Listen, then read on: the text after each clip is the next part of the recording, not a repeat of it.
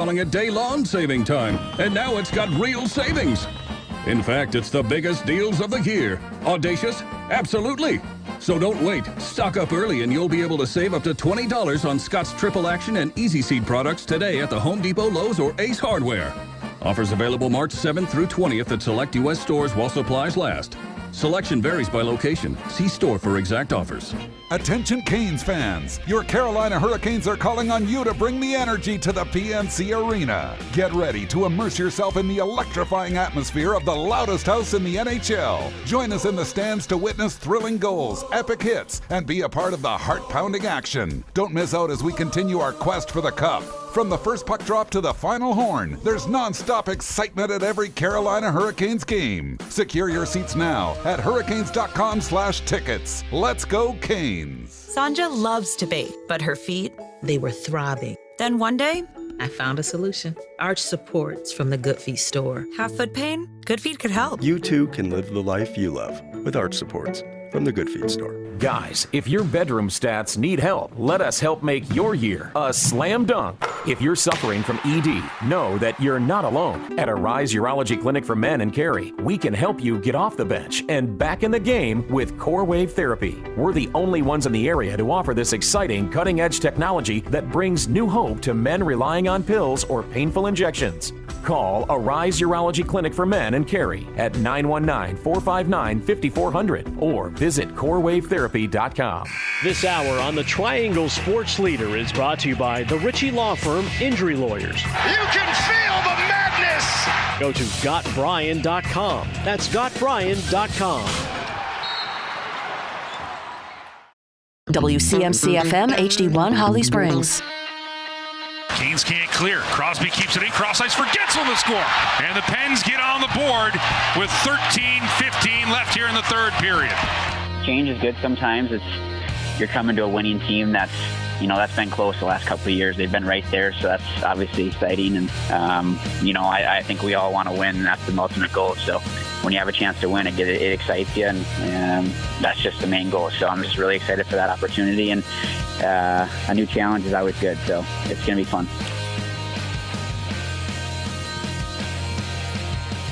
It is the Adam Gold Show. What did I just say? I think I got my name wrong. You're just excited to hear Jake. Absolutely. It is the Adam Gold Show. I am Adam Gold. Victoria is here. Jake Gensel appears to be ready to have his maiden Hurricanes voyage today. Hopefully he's got a Canes bag. I'm glad that you brought that up yesterday. He said he got it. He just hadn't seen it yet. I noticed that as soon as he walked in. Wearing a Penguins bag. Well, that's what happens. I know. These guys carry their equipment. And they carry their own equipment. He walked in. He had a bundle of sticks. So I'm like, the upper body can't be too bad. So and when goalies show up, they're still dealing with old. When Spencer Martin got here, he wasn't wearing his old helmet. Well, he was wearing his old helmet, but I think that he had his old Blue Jacket stuff on underneath his cane stuff. It was weird. Just layers. So it just happens, right? It takes a while to get, especially with goalies, to get everything not only but fit according to your specs, but you get used to the other stuff. Yeah. Especially if it's a helmet, if it matches the other thing. But it got the special paint and everything on there. I mean, Kevin Weeks had the greatest helmet. Yeah. I mean, I think I think part of what his company does is make goalie helmets now. So he is an enterprising young man. But yeah, it does look like Jake Gensel will make his debut tonight. And based on the morning lines, playing with Yevgeny Kuznetsov and Martin Necas. And I'm just trying to put myself into the mind of Marty Necas. And this is no offense at all to the players he has been playing with, but 88's got to be going, I'm playing with who again? Uh-huh. Yep.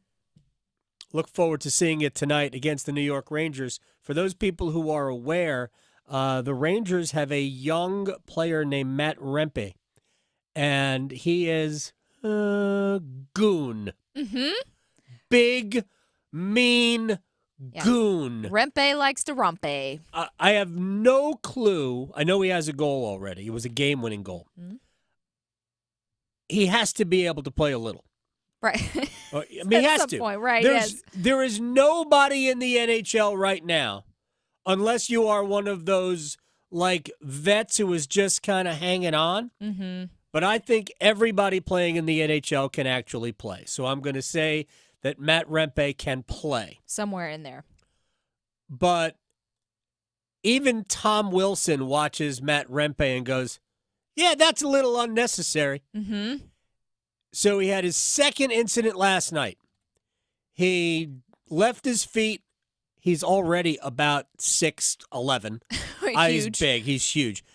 He left his feet and elbowed New Jersey defenseman Jonas Siegenthaler in the jaw. And Siegenthaler went down, was out. Rempe was given a 5-minute major and a game misconduct. It was his second offense. I don't know if it was his second time he got a game misconduct, but it was his second 5-minute major, not just for fighting. I have not seen, it's possible, I have not seen whether or not he will be suspended for tonight. But I will say that if he's not, yeah, number 73, I think he wears, will be worth keeping an eye on simply because you got to be aware of where he is. Yeah. And while I am not in any way, shape, or form a fan of this type of play, because it is disrespectful to your fellow professionals, he clearly is trying to hurt. Sure. That type of player serves a purpose. Mm-hmm. And it is to distract you. So one of the benefits of Tom Wilson, and by the way, along the way, we realized that Tom Wilson was a hell of a player. And the same thing I would say for Brad Marchand, for differing ways. Those players who perform antics above and beyond the normal play are also there to simply take your eye off the ball. It is. It's a distraction. And it's hard to be aware of this and still do your thing. But the Hurricanes are going to, assuming he plays, and I don't know that that's a good assumption or not, but assuming he plays, the Hurricanes are going to have to be mindful of where that dude is and how you have to protect yourself. And I'm not saying you have to fight. I'm saying you have to protect yourself. So you need to know where this guy is at all times. But know this. He has one purpose on the ice. Mm-hmm. One purpose, and I'll talk to Rod Brindamore today before the game just to find out what his thoughts are on players like that. I'm sure Rod doesn't like it. Sure. But I'm also sure that he'll be diplomatic about it. Mm-hmm. All right, we got a lot of things to do because it is that day. Yeah. This is the day when they wheel in the AV carts. Yes! No, it isn't.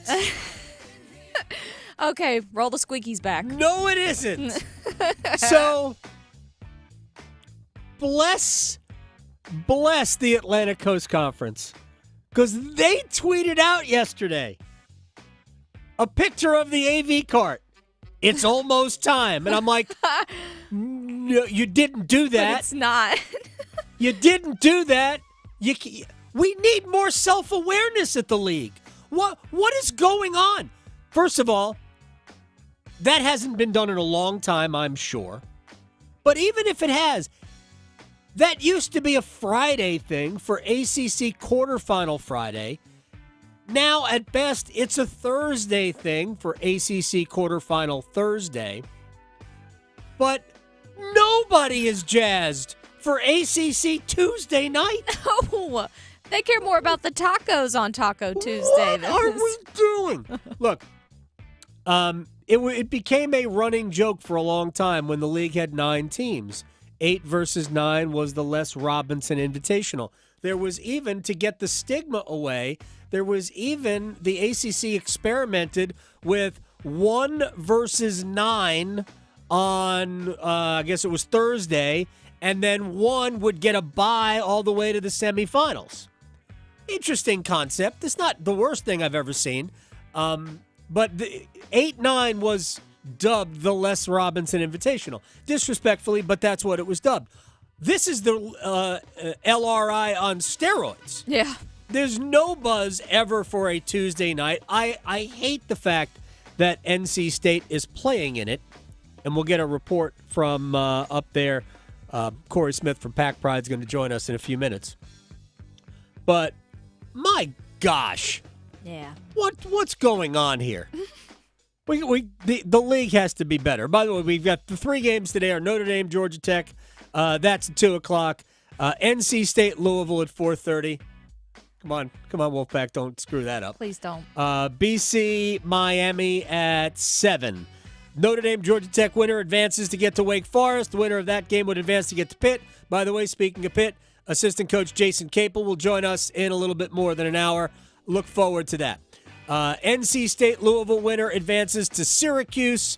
And at some point, somebody is going to play Duke. BC, Miami winner will advance to Clemson. And the winner of that to UVA. Virginia Tech and Florida State, the 8-9 game starts tomorrow, and the winner of that game will meet North Carolina. There are your brackets in audio form. R.J. Davis received the ACC Player of the Year in a non-unanimous way. Yeah. Look, I've got questions. I'm not going to belabor the point. I'm not going to beat anybody up over it. 68 of 75 votes. Kyle Filipowski got 3 votes. My guess is that those votes were cast about a month and a half ago because there's no other reason. No. I mean, you can't actually have watched. Who else did they vote for? You could not have watched. Like, I'm not saying you could make arguments for other players because I don't believe you can. And in fact, the only other player I would make an argument for didn't get any votes. Hunter Salas of Wake Forest.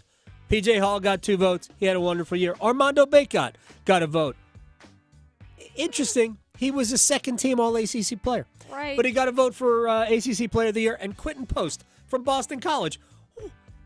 How did his parents get a vote? I know. Who snuck that in? What are we doing? I mean, seriously. Anyway, the more egregious thing is that R.J. Davis was left off of 2, I'm going to guess here, 2 first-team ballots. There's no way that somebody put him on a 3rd ballot. Actually, no, it would be he's left off 1 because he's 2 points short. He was left off 1 first-team ballot. I can't for the life of me figure out how you wouldn't put him on your first team, but whatever. Armando Bacot, 2nd-team All-ACC and All-Defensive Team. Harrison Ingram, 3rd-team All-League. Elliot Cadeau, All-Rookie. Jeremy Roach, 3rd-team All-ACC from Duke. Jared McCain, honorable mention All-ACC and All-Rookie team. For me, McCain was the best rookie, but he did not get it. The kid from Notre Dame got it. Hubert Davis. By the way, DJ Horn, 3rd-team All-ACC. Hubert Davis, Coach of the Year, 49 of the 75 votes. Jeff Capel got 12 votes. And John Shire got 3 votes. Okay. All right, that's our basketball portion. We're going to get back to basketball actually in a few minutes when Corey Smith joins us from D.C. The NFL flea market has opened, and players are fleeing the Carolina Panthers. See what I did there? Yeah, Get it? I did. Flea market? With flea? Double E's. Never mind. Double E's. Not the bug flea. It's not even accurate. It's Runaway flea. Yeah, it's not even accurate. Anyway, unpopular opinion here.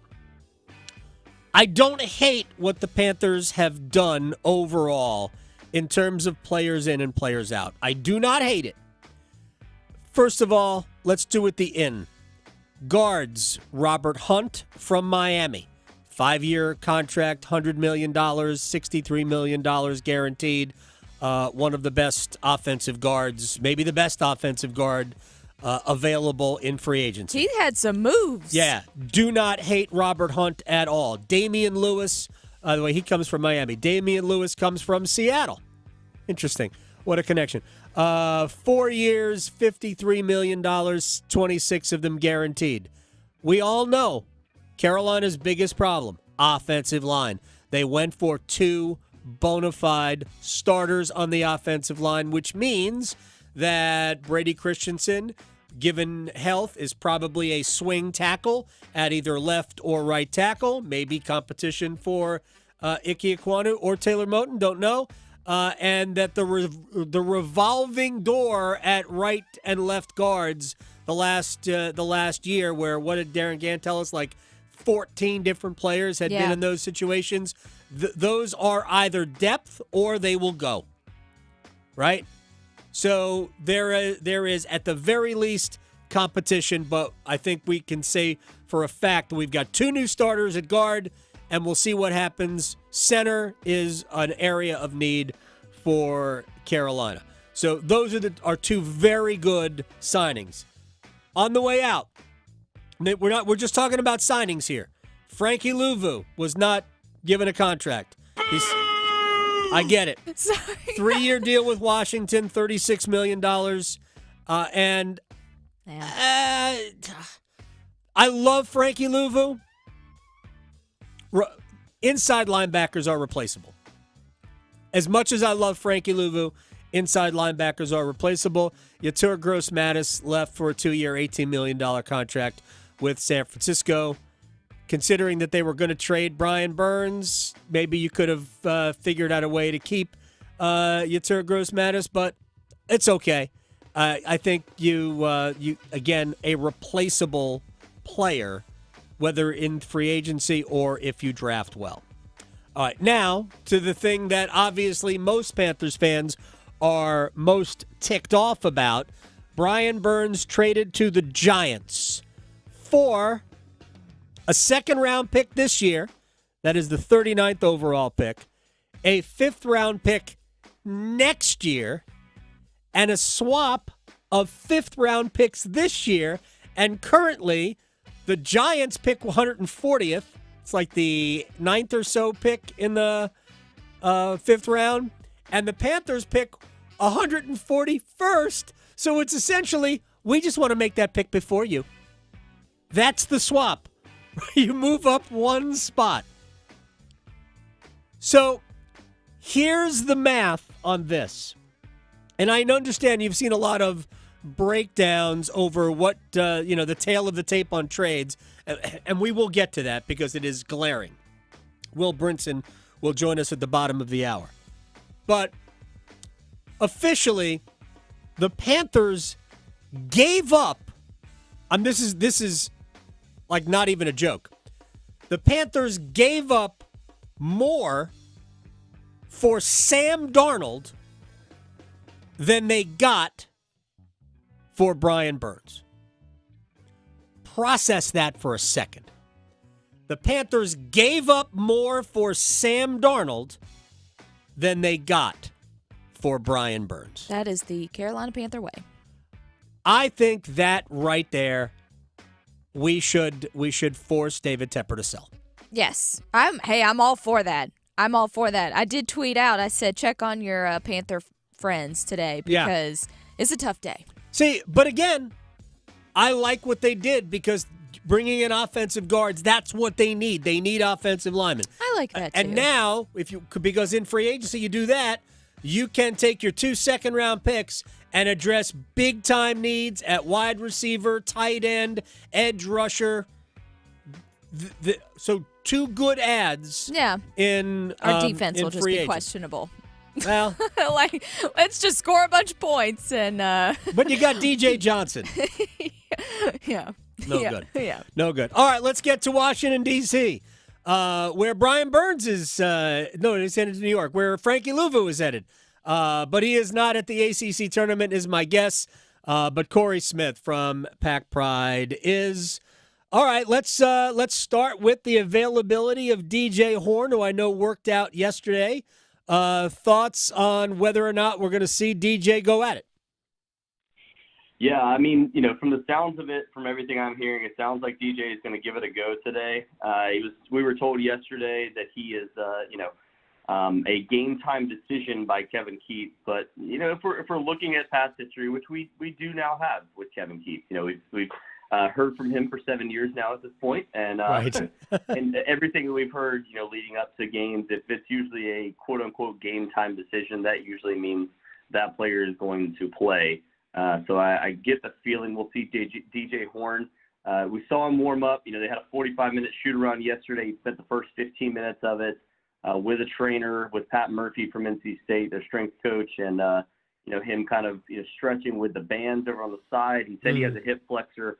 We'll see if that affects his shot or not, or what's going into NC State. But I think, man, if you're looking at a player that you really need to heavily lean on, it is DJ Horn. That's what they've done all season. So I would take an 80% DJ Horn over anybody else on this roster. Oh, yes, no question about it. I found it interesting when they they listed the injury. They said lower extremities, and all I could think of was he has frostbite. I don't know, but hopefully he'll be okay to play. Just from your sense, I mean, every game is big. You want to keep playing because the Wolfpack are in a win or else mode. Your season's going to be over. You're not going to the NCAA tournament unless you win 5 times in D.C. You're probably not getting a bid to the NIT either unless you play deep into the ACC tournament. What is your sense on Kevin Keatts? Yeah, I mean, if they were to lose today against Louisville, it would be losing 4 out of the last 15 games, or only winning 4 out of the last 15 games. That's going 4-11 total to close out the season. That is that's not a good look when you're talking about job security for a coach. The sense that I get, I'll just say this: boosters are not particularly happy with where the program is right now. The big question mark has been for the last several weeks. It seemed like when we were talking 2 weeks ago, job security didn't look great, but it looked significantly better than where it is right now. You lose the last 4 straight going into the ACC tournament. You dropped from a team that was looking for a potential double bye a few weeks ago to not getting a bye at all, starting on a Tuesday. The stability of this program is not in a great state right now. So the big question mark was, who's going to pay the potential $5.4 million buyout. And then that's not even including the assistant coach's contract. That's not including all the money you need for NIL going into the offseason. These are all big factors in making this ultimate decision. But we'll see. I think right now a lot of people are kind of out on the Kevin Keatts quote unquote experiment, I guess, for the last 7 years and where things are heading. But again, it's kind of barring a potential run here in D.C., so we'll see if that even happens or not. Corey Smith from Pack Bride is joining us here on the Adam Gold Show, Corey Smith on Twitter. I'm not sure how you feel about this, but I think Kevin Keatts is a good coach, and I think it's hard, especially when there's going to have to be money put forth to make a coaching change. I find it hard to fire a good coach. I know it hasn't gone well. There have been a couple of times extenuating circumstances, the pandemic, a year where they probably should have gone when they didn't go to the NCAA tournament. But how much of the boosters are it's either him or us? Yeah, I mean, I think, whether you're a good coach or not, you build the roster, you put things together, and last year it worked out well, but they struggled down the stretch, kind of, hobbled into the ACC tournament, hobbled into the NCAA tournament where there was still question marks. The thing is, I think he's done a good job coaching at times. There's also been a lot of situations where the team should have been better, the team should have finished better than they did. But if you're looking at the overall, structure of this roster, where things are at, those are all things that Kevin Keatts is responsible for. This isn't the NBA where, the GM is responsible for the roster composition or anything along those lines. No, this was put together by Kevin Keatts, by his program, and it's just not been good enough to compete at a high level in the ACC, which is what you want to see. You want to see the trajectory of the program continue to get better. And obviously you were given an extension 2 years ago. Part of that was written into the contract. That was the way things worked. But, if you're looking at whether or not you're a good head coach, it's going to be all based on the actual results that you get. And right now, the results haven't been good enough to be at one of the better programs in the ACC, which is what NC State boosters, what NC State fans, what they want to see is at least consistently putting together a roster that can compete for the top of the ACC. And whether or not that's feasible or not is a question for another day. But that's not where this program has been right now. Corey Smith from PacBrod is joining us here. What do you think about their draw? Louisville, man, if you don't beat Louisville, I mean, we're all gonna go into a turtle shell. Then Syracuse and potentially Duke. Yeah, I mean, I think somebody brought up a very good point yesterday. There's no team less interested in being at the ACC tournament than Louisville right now. If you don't beat Louisville, then that is just a tremendously bad look. But yeah, I think the draw works out all right for them. The issue, obviously, Syracuse. You were pretty close to being able to beat them at home. It came down to an elevator screen to DJ Horn that didn't fall. Right. That was a tough look, but they've been good enough to compete with them on a consistent basis. They've also just lost 7 straight to Syracuse. So history there doesn't look great. Now, Granted, 5 of those games are against Jim Boeheim and not against Autry, so a little different there. But this is a team that they can beat. They just haven't been able to break through against. And then Duke is a team that, I mean, obviously clearly much more talented than NC State. But I think that the draw is the issue where you start out on a Tuesday. You have to play 2 games before you go into even thinking about Duke. So that's not exactly a perfect situation for a team that relies heavily on 3 players to be their scorers. Yeah, no question about that. Final thing, and this goes back to Kevin Keats. Do we know if he's got a good relationship with Boo Corrigan? I mean, obviously he's got a very good relationship with Boo Corrigan. If he didn't, Boo wouldn't have written into the contract that the NCAA tournament or the NCAA investigation. The results of that were tied to him being able to sign a 2-year extension on top of what he already had, and that was signed after the 2020-21 season, which was or 21-22 season, which was not great for NC State, if you remember. Right. The most losses they've ever had in program history. So, the relationship there is good, and I think that's another factor that's played into this too. Is I don't think Boo necessarily went into this year wanting to make a decision or wanting to make a change.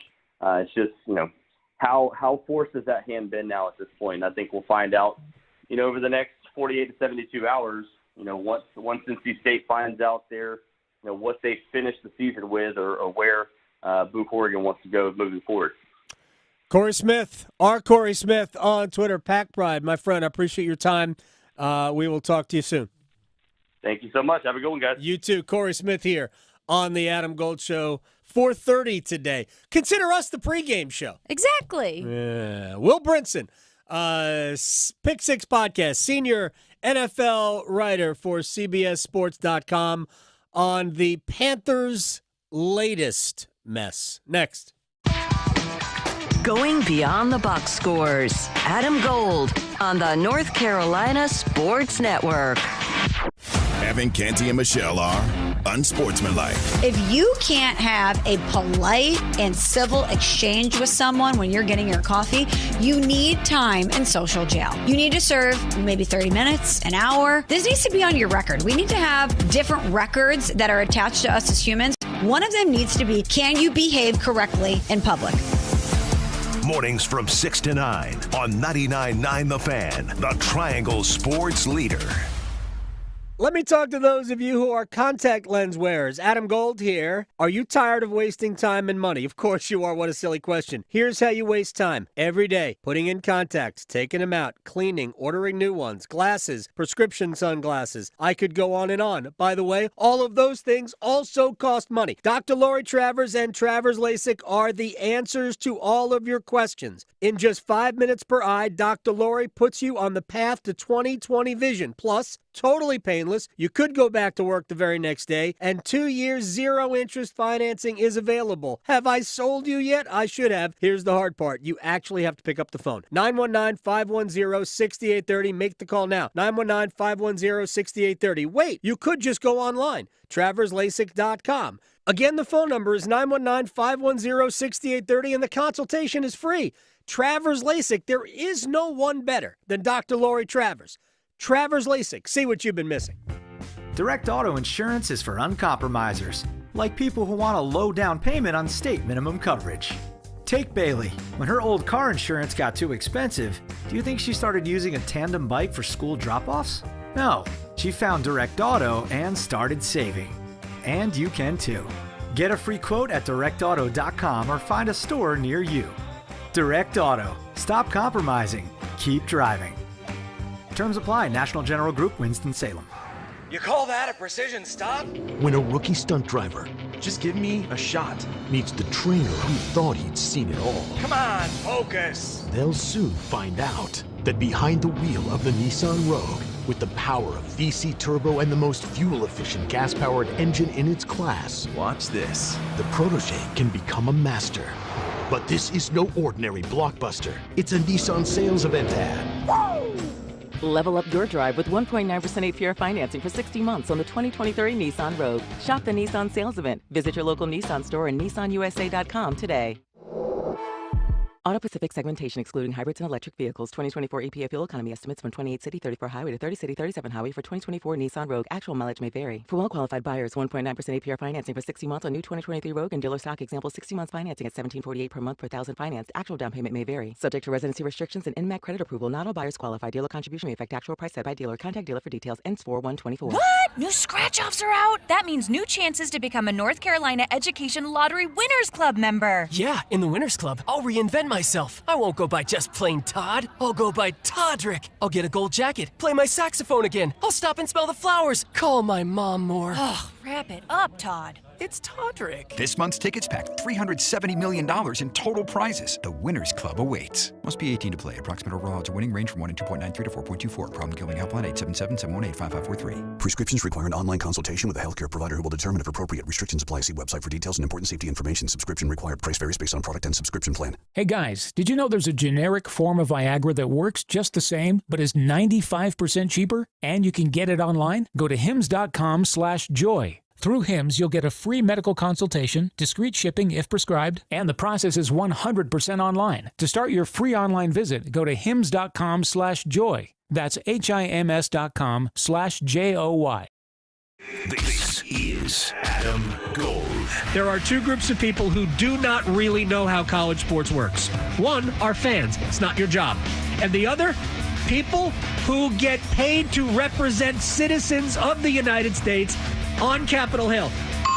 The Adam Gold Show.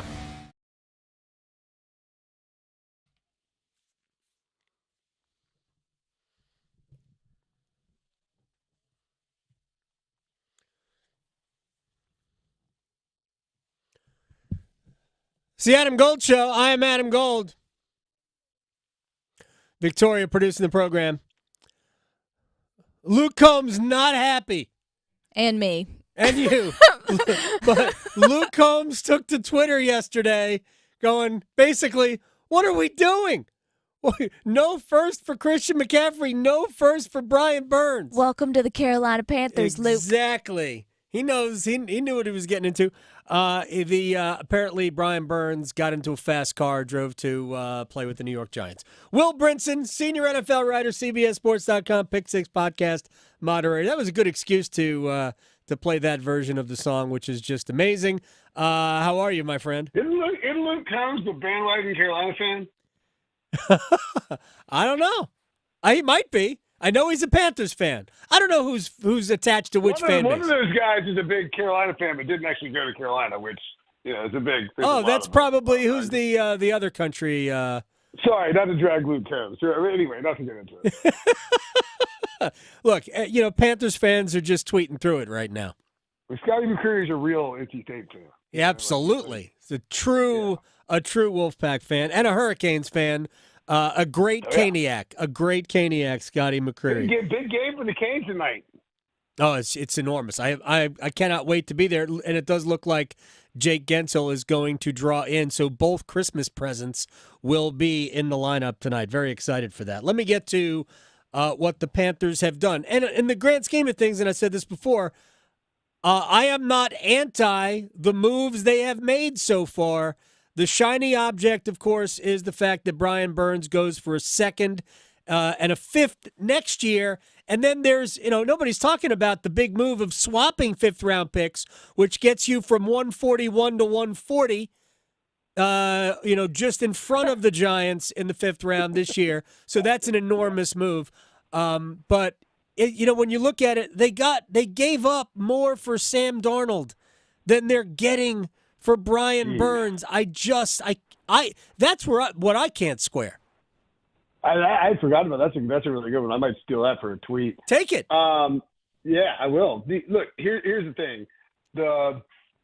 We don't. I mean, the Panthers needed to come out aggressively if it wasn't true, and say that the Rams offer the 2 first and the second was never out there. They haven't done that, and so it's let everybody, myself included, to believe and to understand that the Rams did in fact offer them that. And I think.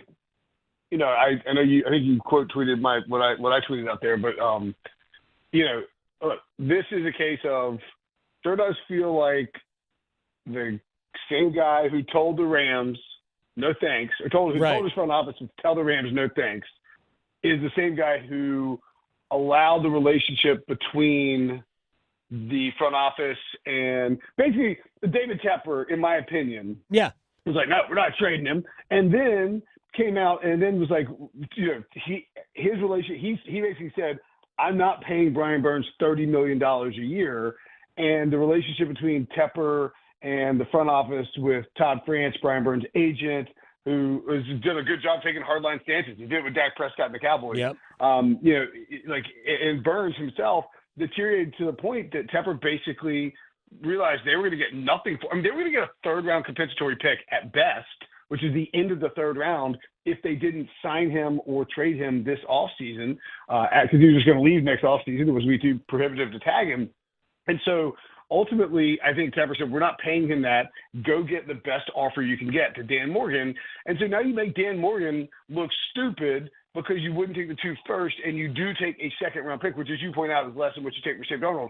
I don't have a problem. And I told you, when we were talking about Brian Burns being tagged, I thought he would be traded. I don't have a problem with trading Brian Burns. No, do I. It actually makes all the sense in the world because you were going to get a late third, again, at best, based on the compensatory formula, and then, whoever you sign and all that, it's one more year down the road, too, by letting him walk next year. So getting something now is great, but it's just clear that this ownership group, and by extension, the front office, because they do what the boss tells them to do, doesn't understand how to stay away from the football, being involved in the football aspect of things, and clearly doesn't have a good grasp on what to do in terms of managing a team. I like that they went out and signed 2 offensive linemen, 2 interior offensive linemen. Protect Bryce Young on the inside. It's going to make King Kwame better on the left tackle. It's going to improve your offense as a whole for sure. But you keep making these headline-grabbing, idiotic moves. Yeah, the problem, and again, it's hard to do this, but we know, and Joe Person from The Athletic is the one who confirmed all of this. He goes, he knows for a fact. And I thought it was 2 1s and a 3, and then it's 2 1s and a 2. I just can't for the life of me understand why for somebody who doesn't throw for 4,500 yards, you would decline that, who's not about to wear a Hall of Fame jacket. And I don't care what anybody's opinion is of Brian Burns today. He is not, ticketed for Canton. I just don't understand how that's not the easiest ever. Yeah, I mean, a 1,000 times in a row I would do that. I mean, I'll quote my buddy Franklin from ATW when we were talking about the move yesterday on our text thread. But he's like, who would turn down 2 firsts for any non-quarterback? Right. Maybe prime Aaron Donald you could justify it with, or if somebody offers you 2 first-round picks for any player that is not a franchise quarterback, you take it. In fact, And there's a lot of quarterbacks who you take it. If somebody offered the Panthers 2 firsts for Bryce Young right now, you'd probably take it. Absolutely, 100%. And again, but smart teams would. I mean, right, that's true. No offense to Bryce Young. All right, we need to move off of that because it's one of those things that we could spend. Every time I think about it, I get more angry at what. And I don't. And what I keep trying to tell people is that I am not a fan. I have no emotional tie to the organization, but what I do have an emotional tie to is teams that routinely do the wrong thing. Maybe I'm scarred by being a Jets fan for most of my life, for being a Mets fan, for being a Knicks fan, right? I grew up, and I'm still a Mets fan. I could care less what the Knicks do or what the Jets do, but when teams continuously do the wrong thing, it makes me angry. And the Panthers I like what they did. I like Robert Hunt. I like Damian Lewis. I think those are two really good additions. Yeah, Robert Hunt's a really good player, and that's spending in the interior on the interior offensive line is sort of an underrated thing that isn't everyone's talking about the Brian Burns trade. Nobody's talking about the Robert Hunt deal, right? And that's just because guards, buying interior offensive linemen isn't very sexy. But I mean, that's a smart move. Like the Panthers, outside of not getting enough for Brian Burns and having it directly compared to the offer they had from the Rams, the Panthers have not had a bad offseason or a bad free agent. No, I like it. I would have rather them kept Frankie Louvu, but that price tag is probably above and beyond where they wanted to go for somebody like that. So 4 starters. Yetur Gross-Matos is now with San Francisco. Burns in New York.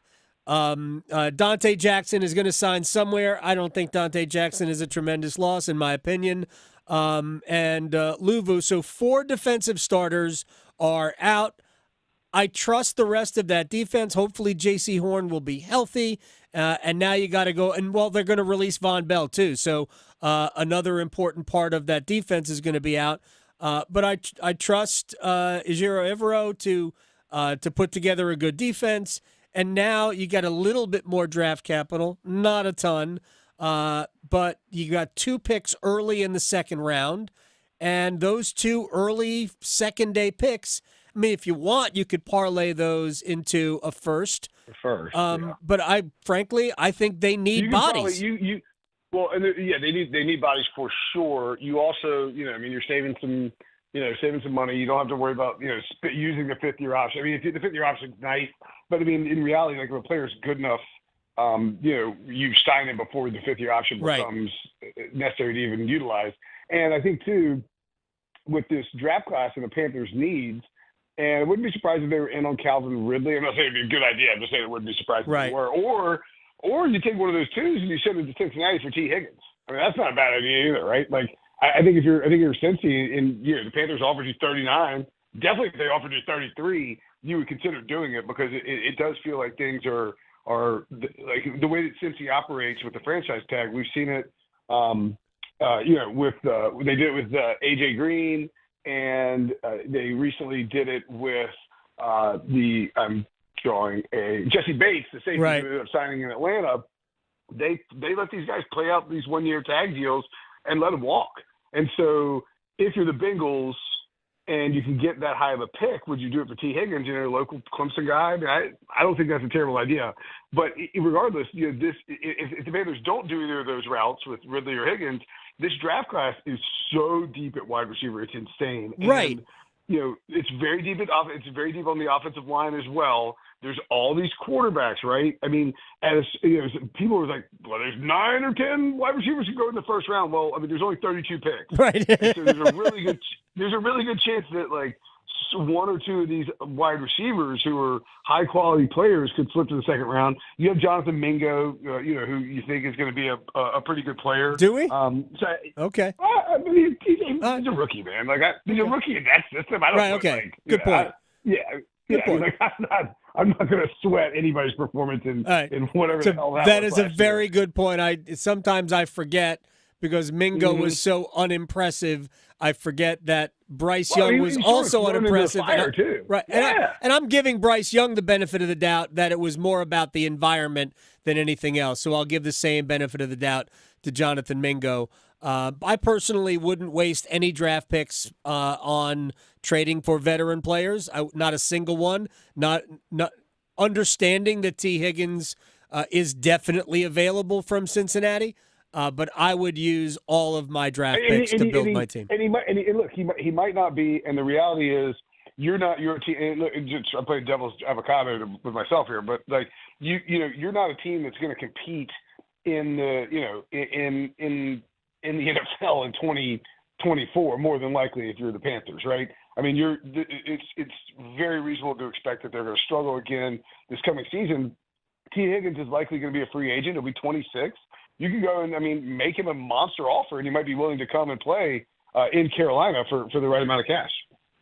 Will Brinson is joining us here on the Adam Gold Show. All right, real quick, Saquon Barkley to the Eagles, other than Tiki Barber being upset, which I think he was just sort of joking, and I have no problem with it.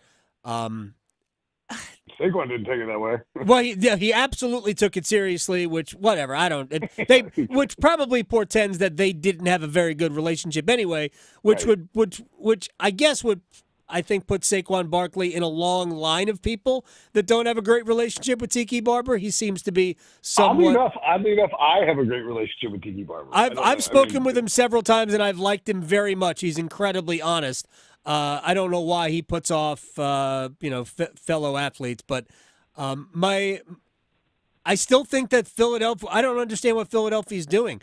I mean, didn't they have a running back who was at least as good as him just now? Yeah, they had DeAndre Swift who. Where is DeAndre? He went to Chicago. Yeah, I mean, it's been a wild. It's been like the craziest running back market ever. I mean, they just traded for him, and then now they let him walk. And now, I don't know. Maybe they saved some money with Saquon Barkley, who at least can catch the ball out of the backfield.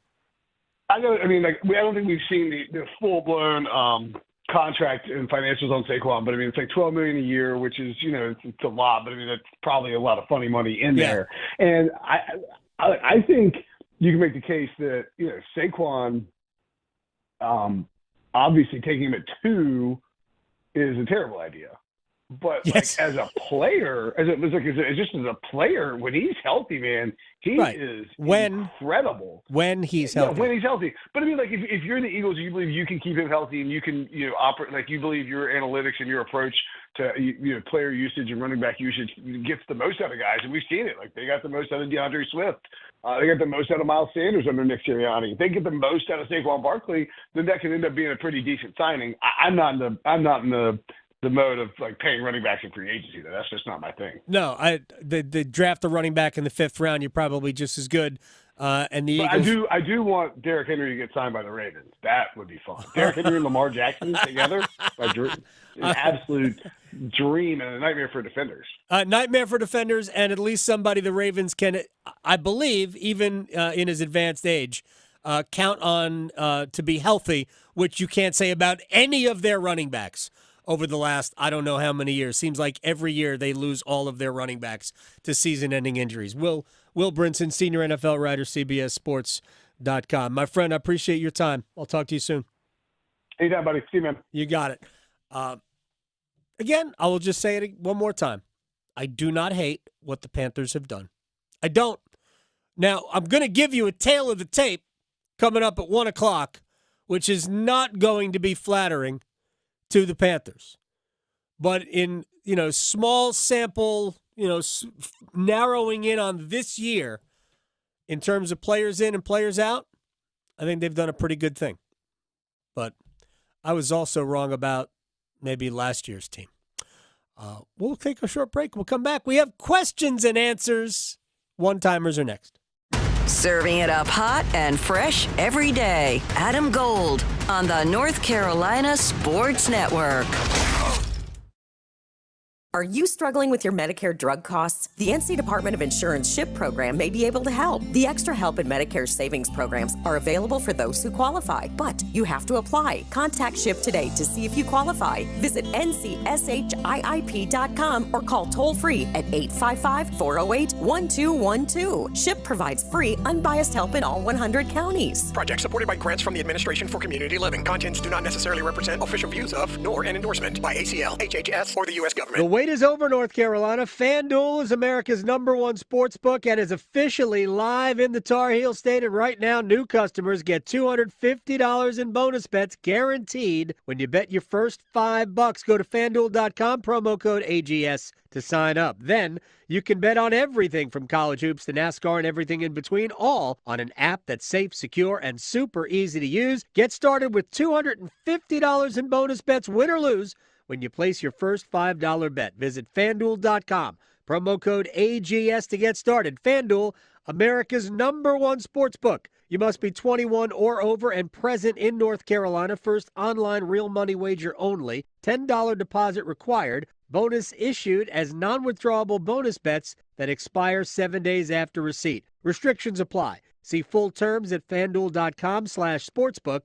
Gambling problem? Call 877-718-5543 or visit morethanagame.nc.gov. During this sports season, the Governor's Highway Safety Program would like to remind you to buckle your seatbelt when traveling to and from athletic events. Whether you are driving out of or across town, wearing a seatbelt is your best defense against injury or death in a crash. Start the season off right. Prioritize your safety and buckle up. Every seat, every time. Remember, click it or ticket. It's the law. This message is brought to you by the North Carolina High School Athletic Association and the Governor's Highway Safety Program.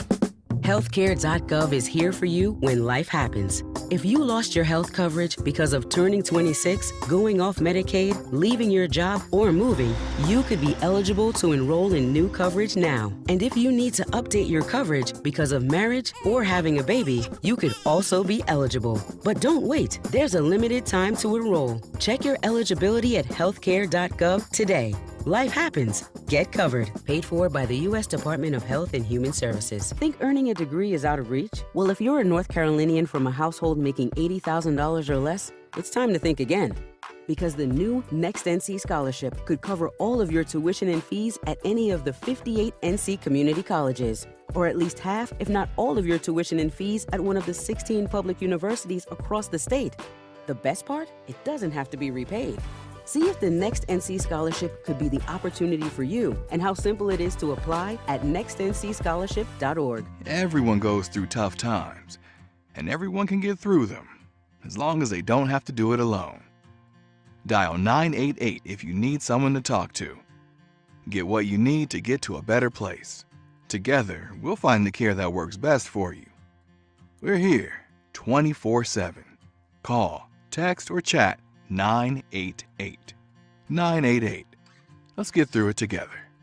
Brought to you by the North Carolina Department of Health and Human Services.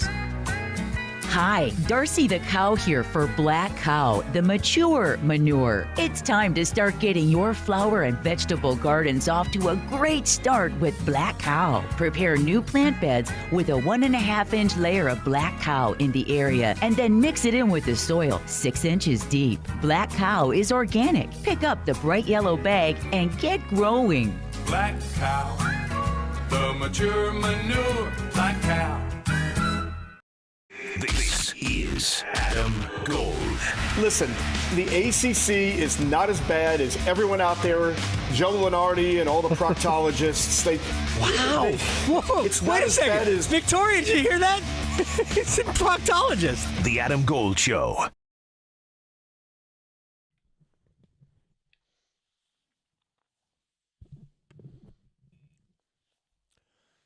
See Adam Gold Show. I am Adam Gold. Victoria's here. We're just going to do Luke Combs, right? I mean, we can. I don't know a ton of Luke Combs, so don't. Nor do I. People can at me if there's, like, good ones. Fast Car. Does he do the entire Tracy Chapman album? That would be great. I'd listen to that. Yeah, exactly. He can certainly sing. Exactly. All right, top of the hour, tail of the tape for the Carolina Panthers, which is, yeah, exactly. Mm-hmm. Woof. Woof. Actually, they're cats. Yeah. What do cats do? Yeah. Well, they meow, but that's usually a happy We're thing. barfing up big hairballs right now for Exactly. cats. Ooh, So, ooh. yeah. Okay. I know. One-timer time. Speaking of barfing, so Brian Burns and Luvu aren't here anymore. Right. I mean, I get it. With the Burns, the Luvu thing hurt me. So, with this, how you think this defense is going to look next year? Different. Yeah. Different. I don't know that it'll be bad. But let's. I'm gonna wait until free agency is over and draft is over. But the defense was great last year, right? Am I great? The defense was very good last year. And if we're objective and being honest, Brian Burns wasn't all that good. No, he wasn't given 100%. No, he was not. He was very much in protect his own body mode. And I thought that was, I remember talking about it a little bit last year. That kind of bothered me because you can't play that way. You can't be effective that way. So he damaged his own value by not playing all that well. Yeah. You know, he showed flashes, and we know how good he can be, which is, I think, what made last year even more problematic. But the Panthers disrespected him by not, paying him last year. Again, we're going to go back to the trading deadline 2 years ago when they dealt McCaffrey, and that was the time to do it.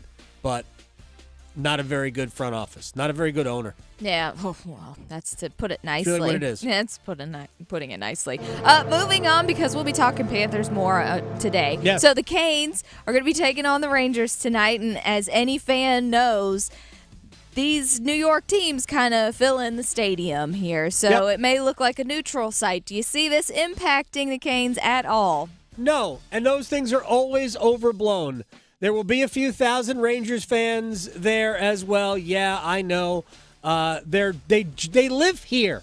Yeah, they're like transplants. The traffic from Cary will be murder. I know. So I'm never put off by it. I actually think it makes for a good environment.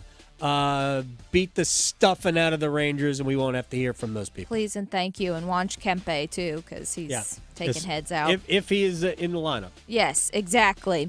Well, and NC State, they're going to be taking on Louisville at 4:30. Like you said, we're prepping everyone for it.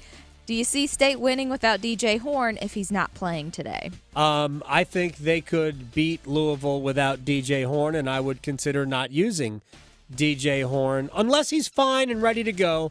It wouldn't bother me if Kevin Keats gave him the night off. But yes, they should beat Louisville regardless. Although I will say that Louisville's been kind of plucky in terms of making it a little bit more difficult for you. But I'll take the Wolfpack today. Here's Luke. All right, Luke. Yeah, we sad gotta songs. wrap it up. I know. Sad songs. When it rains, it pours. Oh, man. Tail of the tape on the Panthers moves. Next. Serving it up hot and fresh every day. Adam Gold on the North Carolina Sports Network. It's been 24 hours since we officially kicked things off, so how we feeling? Hey, it's Victoria Vodnecker for BetMGM, and in case you weren't in North Carolina over the last 24 hours, BetMGM is now live. You can download the app today and wager on your favorite sports from anywhere in the state. You can check out exclusive features that help you pick your perfect parlay, see those latest boosted odds specials, and if I'm being honest, it's a fun way to test things out. And you have plenty of options like hockey. We have another UFC card this weekend. Oh, yeah, and there's this college basketball tournament happening. I don't know if you've heard of that. So many different ways that you could try your hand at using BetMGM. And in case you haven't signed up yet, make sure you use promo code Victoria. It's showtime, North Carolina, and the ball is in your court with the king of sportsbooks. See BetMGM.com for terms. 21 plus only, North Carolina only. Gambling problem? Call 877-718-5543 or visit morethanagame.nc.gov. Academy Sports and Outdoors is the sporting goods store that's all about fun. And a new location is coming to Knightdale.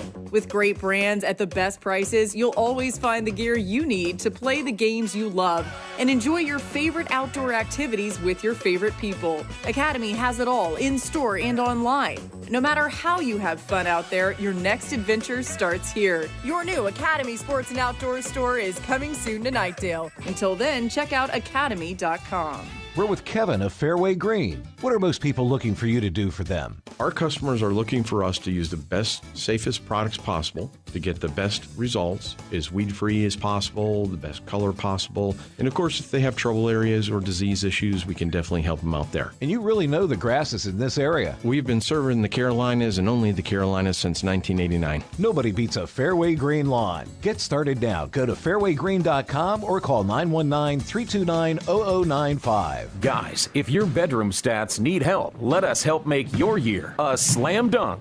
If you're suffering from ED, know that you're not alone. At Arise Urology Clinic for Men in Cary, we can help you get off the bench and back in the game with Core Wave Therapy. We're the only ones in the area to offer this exciting, cutting-edge technology that brings new hope to men relying on pills or painful injections. Call Arise Urology Clinic for Men in Cary at 919-459-5400 or visit CoreWaveTherapy.com. The Dugout Tavern and Grill is the #1 sports bar in Apex and your March Hoops headquarters. Every game day, the Dugout has beverage reps on site handing out merch and giveaways. They've got a 16-foot video wall and over 30 other big screen 4K TVs inside and out with state-of-the-art sound always on. The Dugout's got game day deals too. $5 Stella Artois, $9 Kona Big Kahunas, and BOGO half-off jumbo wings. Catch all the Hoops action at the Dugout, 1413 Kelly Road, Apex, and thedugouttavern.com. Martinsville is truly one of a kind. The spear, the shape, the history, heck, even the hot dogs. It's one event too amazing to miss. NASCAR Weekend at Martinsville Speedway, April 5th through the 7th. Get your tickets now at martinsvillespeedway.com. At Lowe's, pros save big every day when you buy in bulk. Save 10% when you buy 230 or more select James Hardie fiber cement siding panels. And there's more. Save 10% when you buy 9 or more select premium foam flooring underlayment. Visit us in-store or online for low prices on the materials you need. Because Lowe's knows savings. Lowe's knows pros. Selection varies by location. While supplies last. Discount taken at time of purchase. See sales associate for details. This hour on the Triangle Sports Leader is brought to you by the Ritchie Law Firm Injury Lawyers. You can feel the madness! Go to GotBrian.com. That's GotBrian.com. WCMC HD1 Holly Springs. Take us with you on radio, web, app, Alexa, and YouTube. 99.9 The Fan, the Triangle Sports Leader. I mean, we got off to a really good start. I thought we were tied in defensively. Obviously, we were making shots, but I really liked our pace.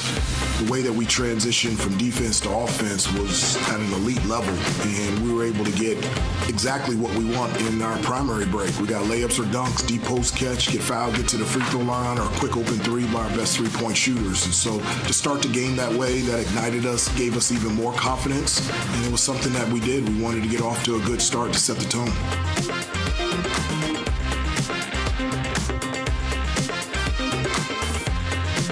The Adam Gold Show. I'm Adam Gold. Welcome. A Panthers tale of the tape in moments. Also, current Pittsburgh assistant basketball coach Jason Capel will join us this hour. Former Tar Heel. I wonder this, because obviously his brother Jeff is the head coach at Pitt, and Jeff went to Duke. Do you think... Now, they had their game against NC State right after the Duke-Carolina game. So they were too busy to have watched this game.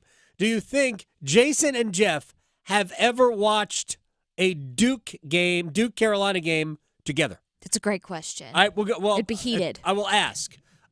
Do they fight? Do they scream things at each other right. Like the fans did at Cameron Indoor Stadium to RJ Davis? I have throwing drinks and everything. I have some thoughts on that a little bit later on that may or may not annoy some people.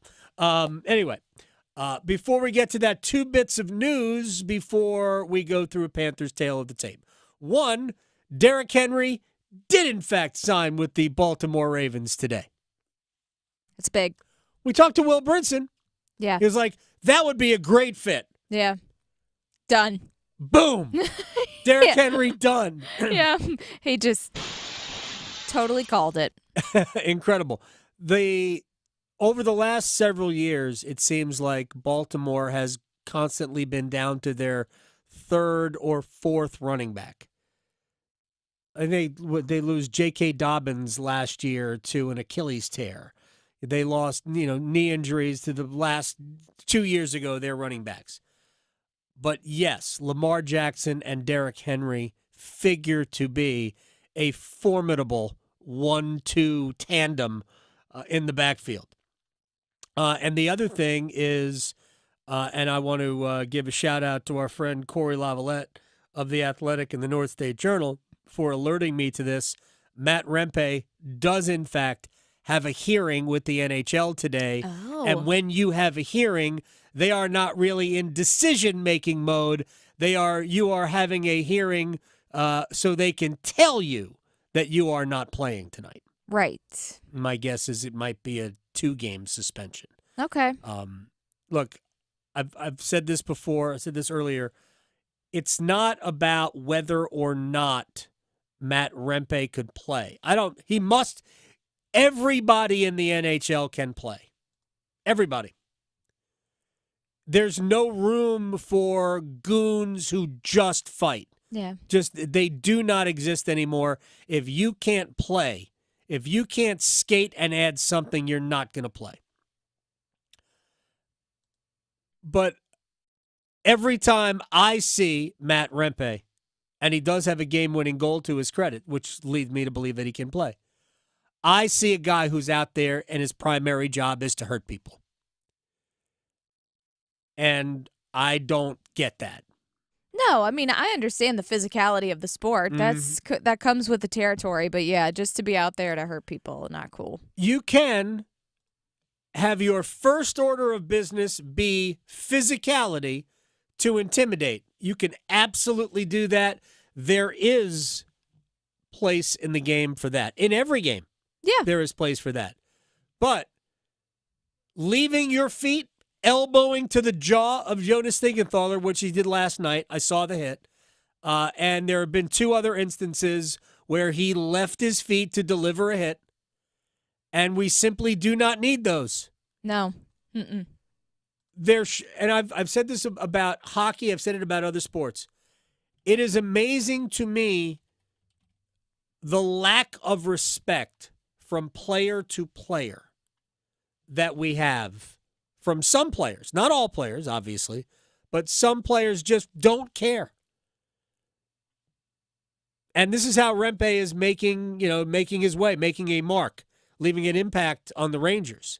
Literally and figuratively. But he's not hitting his own team. No, right? just on people. But these times, oh man, got to get that guy in the lineup. I mean, yeah, you do. Mm-hmm. If he played for the Hurricanes, I'm sure they would put him on the ice. But clearly going out to hurt people is not. No. That's well, when that you should don't be have unacceptable. the skill set, people usually lean again, on that. I don't know. Not to say that he's not skilled, but it's the thing. Obviously, he prides himself on being skillful in hurting people. Brad Marchand is an annoyance and a pest. Yes, he is. And at times he is performance art. But I've never thought that Brad Marchand was out to hurt anybody. No. And what I've always thought is that dude is amazing as a player. Very skilled. Tom Wilson, I think, is closer to crossing the line and clearly has crossed the line in his career. But when you watch Tom Wilson play, you realize, oh, my gosh, he's really good. Yeah. He's a really good player. And I almost feel like he's gone too far the other way in that he has become more of like he's not even doing the weird stuff anymore. Right. He's just going around skating and, compiling points and being a good player, which makes him less of a good player if you think about it. Mm-hmm. But he's going to be a Capital for life. He's going to be their next captain. All right. So with all of that said, we have a second look at the news of the day.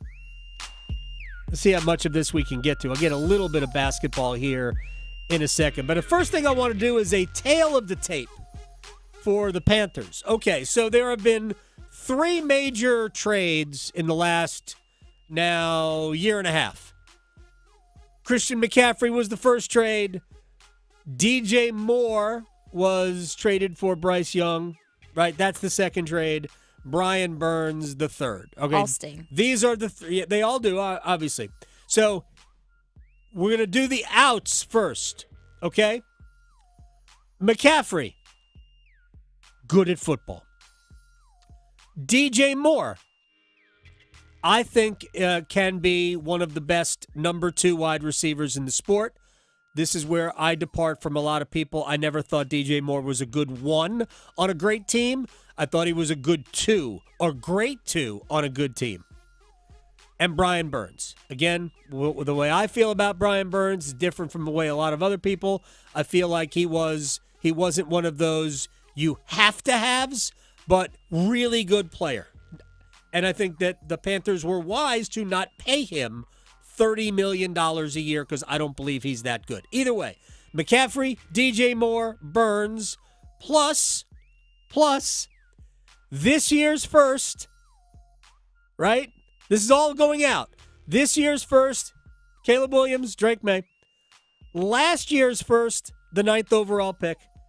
Last year's second, which comes from San Francisco, right? It was the one they got from McCaffrey, but that was also included in the deal. And next year's second round pick. So McCaffrey, Moore, Burns, 2 firsts and 2 seconds. In Bryce Young, 2 seconds, a third, a fourth, and a swap of 5th round picks, which amounts to 1 spot. So what? It's gross. The 4 draft picks that went out are way better than the 4 draft picks that you brought in. 100%. And yes, you got a quarterback in Bryce Young, but you gave up McCaffrey, Moore, and Burns. So I want him to throw the ball and catch the ball. Can we do that? When you stack these up, and I know that if we wanted to, I don't think it's proper, but if we wanted to, we can put the things that we could have gotten for Burns at the same time you traded McCaffrey. Yeah. But we won't do that because it's torture. Yes, we'd have to take the stuff that they got for Burns off the board now, but oh my gosh. I know. So frustrating. It's like a splinter that you just can't get out of your finger. I don't know. Or your toe. What's worse? I don't know. They all stink. Heel. Yeah. The splinter in your splinter in the like the base of your thumb. I don't know. Yeah. Any splinters everywhere. Any splinter is they're all splinters. Is bad. Or have you ever gotten like fibers of fiberglass in your skin? Yeah, that's no good either. That's no good either. Well, that's also AKA David Tepper. That's He is the fiber of fiberglass in underneath the surface of your skin. Yeah. Oh man, that is absolutely brutal. Little positive thoughts about what that's just tail of the tape of those 3 deals, and those are bad. There's no way to dress that up. The one more thing to make Panthers fans mad today is you gave up more for Sam Darnold than you got for Brian Burns. Yep. You gave up a 2nd, a 4th, and a 6th for Darnold. Excuse you? And you got a 2nd and a 5th for Burns. Yeah, we are winning. We're winning real hard. Hashtag keep pounding. Like I said on my Twitter vote, keep pounding with something. Keep pounding. Because we don't have nobody. Keep pounding, in parentheses, your head on the desk. Yes. Thank you very much. Yep. Now, a little positivity about the Panthers. Okay, I'm ready. I loved what they did by bringing in 2 guards. Robert Hunt comes from Miami, one of the best guards in the league. I think Pro Football Focus had him one of the top, I think, 10 guards in football. And you also bring in Damian Lewis, so I think you brought in 2 guys who are going to start on your offensive line. And if Hunt starts next to Ike Ekwonu, He'll make Ike Ekwonu better because there won't be a sieve in the middle of your line like there has been. I don't know what this means for Austin Corbett, who clearly never really recovered from the torn ACL from the previous year. We know that Brad Bozeman hasn't worked out. They've got to figure out an upgrade there. To me, I don't know if Graham Barton's going to be around with the first pick in this second round, but if Graham Barton's there, boom, easy one. Put him right there at center. But again, maybe you might have to trade into the first round to get him. But if you ultimately took one of those seconds and used your second and your third, or second and a fourth to get into the first round, taking Graham Barton wouldn't be the worst thing you've ever done. They need an upgrade at center. But a totally revamped interior of the offensive line would be an awesome thing. And then some of these guys you can use as depth pieces, whether it's Zavala or Mays or Christensen. You've got guys you can use as depth. Hopefully they'll stay relatively healthy on the offensive line. But I don't hate what they did. Two starting pieces at guard, and that was the area that you absolutely, no questions asked, had to upgrade. They have other areas to deal with as well.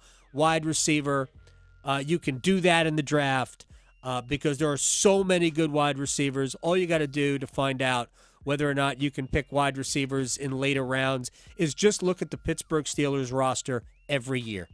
They never draft a wide receiver in the first round, and they always seem to have like 4 good wide receivers. Yeah. How is that possible? Magic. So I don't know. You can find them. You just need to be smart about it. So I don't hate what they have done. All right, let me get to a little bit of basketball stuff. Then we're going to break, and then Jason Capel is going to join us on the other side. All right, so we have 3. The ACC tournament starts today for those people who are like maybe conveniently trying to forget because NC State plays today and you hate playing on a Tuesday. You've got the first game is Notre Dame, Georgia Tech. Winner of that game's at 2 o'clock, so I know everybody's getting all their snacks ready. What would be an appropriate snack for Notre Dame, Georgia Tech? Ooh, well, I mean, you can't go wrong with popcorn. I actually like watching Georgia Tech. Mm-hmm. So, and Notre Dame has been different, so I'm not even going to mock that game. Notre Dame, Georgia Tech. The BC-Miami game, here's my snack for that. 7 o'clock tonight, thumbtacks. All right. Fiberglass. Yeah, rub fiberglass on your forearms. That'll be good. Yeah. Notre Dame, Georgia Tech winner gets Wake Forest. The winner of that threesome goes to Pitt. I've actually already said out loud that I would love to see a Wake-Pitt matchup. I wanted to see it in the final. We're not going to see it in the final. We would see it in the quarterfinal, and you could argue that might be an elimination game, but I also think it's just 2 fun teams to watch. NC State, Louisville at 4:30. Sorry that the Wolfpack are playing on a Tuesday because nobody gives a rat's about Tuesday basketball at the ACC tournament. What did you say? The prices Taco were? Tuesday. It is Taco Tuesday. $2. $2. Yeah. Right? It's essentially the service charge. Yeah. If you were in D.C. and wanted to go to the game, you could get tickets on the secondary market for the service charge. Yeah, it's about the same cost of Panther tickets during that. Yeah, very simple, like in December. Yeah, the December home games against the Dolphins or whoever. Yep. So State Louisville at 4:30. Winner gets Syracuse, and somebody's going to survive to play Duke. BC Miami at 7. Winner gets Clemson, and then the survivor of that will take on UVA. I think it would be interesting to see. I think we're going to end up with UNC and Pitt. I'm going to take Pitt. But I think we'll see Duke and Clemson.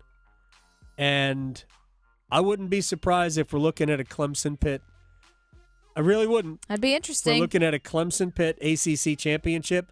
But more likely, I don't think there's anybody that can beat North Carolina if North Carolina wants to win the game.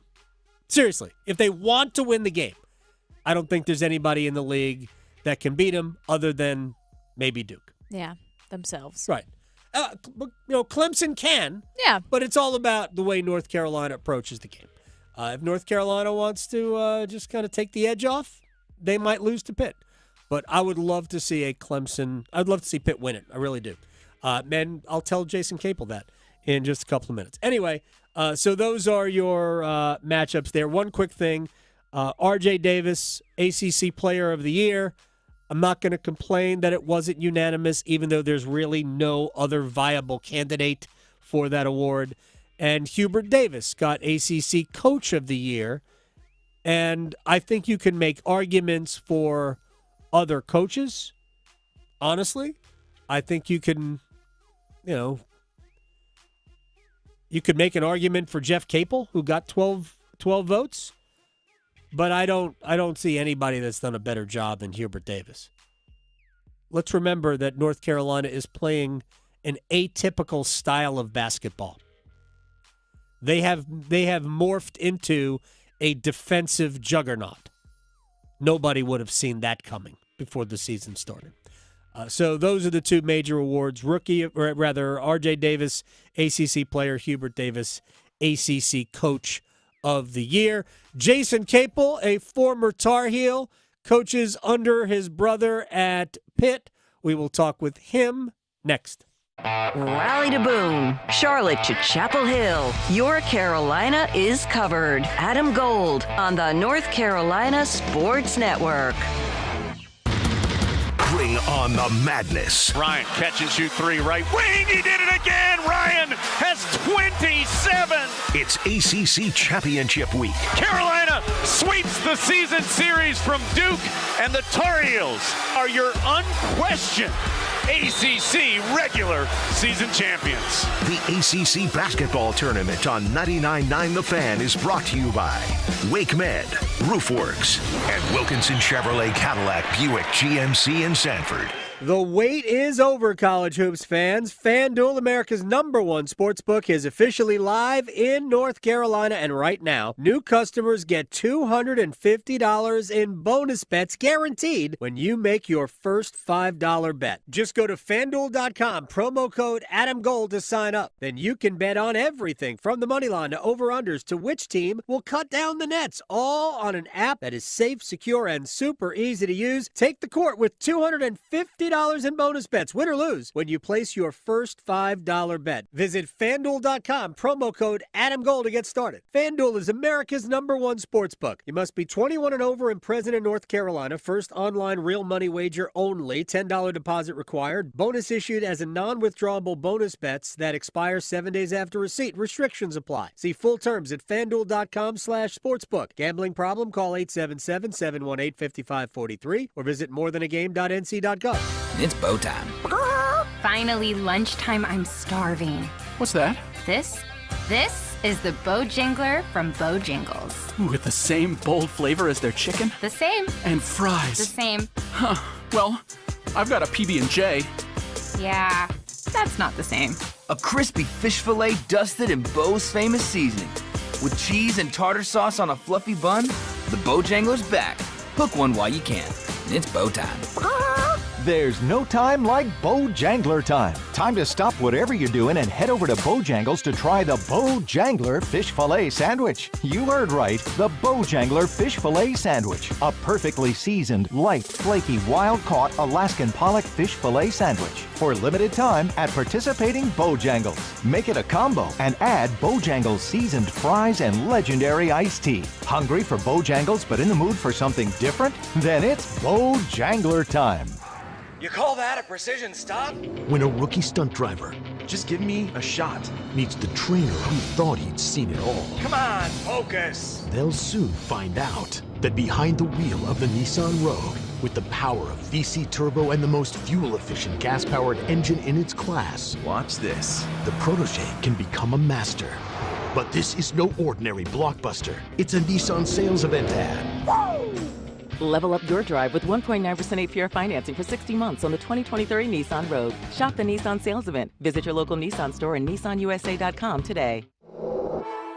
Auto Pacific segmentation excluding hybrids and electric vehicles. 2024 EPA fuel economy estimates from 28 city 34 highway to 30 city 37 highway for 2024 Nissan Rogue. Actual mileage may vary. For well-qualified buyers, 1.9% APR financing for 60 months on new 2023 Rogue and dealer stock. Example, 60 months financing at $1748 per month per thousand financed. Actual down payment may vary. Subject to residency restrictions and INMAC credit approval. Not all buyers qualify. Dealer contribution may affect actual price set by dealer. Contact dealer for details. Ends 4/1/24. Fabric Talk. Hey, it's me, your couch. Today's my favorite day of the week. Febreze Fabric Spray Day. The occasional deep cleans are nice, but in between, you know I'm needing a refresh. Ooh, here she comes with the Febreze Fabric Spray. Oh yeah, spritz them armrests. Don't be shy. Nothing like a good spray down to get me smelling so fresh and clean. Don't forget my back. Nice. Febreze Fabric Spray. It's just that easy. Now we can both breathe happy. Febreze. La la la la la. This is Adam Gold. Is a hot dog a sandwich, Mike? Is a pizza a sandwich then? It's bread with toppings and stuff. When you fold it, yeah. And it's a calzone. A calzone's a sandwich too. Oh goodness! They're all under the sandwich umbrella. So is that a yes or a no? That is a debate. That is a debate I will never embrace. Oh my gosh! Oh my gosh! The Adam Gold Show.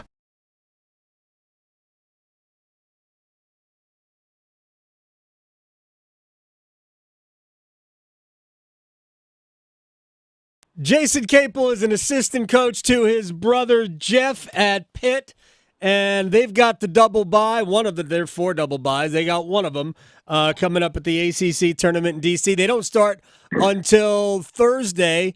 So what do you do in your downtime, Jason? What's going on? Well, it's not much downtime, as you know. for a coach, it's never much downtime when you're still in season, but the guys did have, a couple days off after Saturday, to get their minds right, rest their bodies. That gives me time to be around my family, 3 little boys, and 8 and 4. So it's always live action in the Capel household.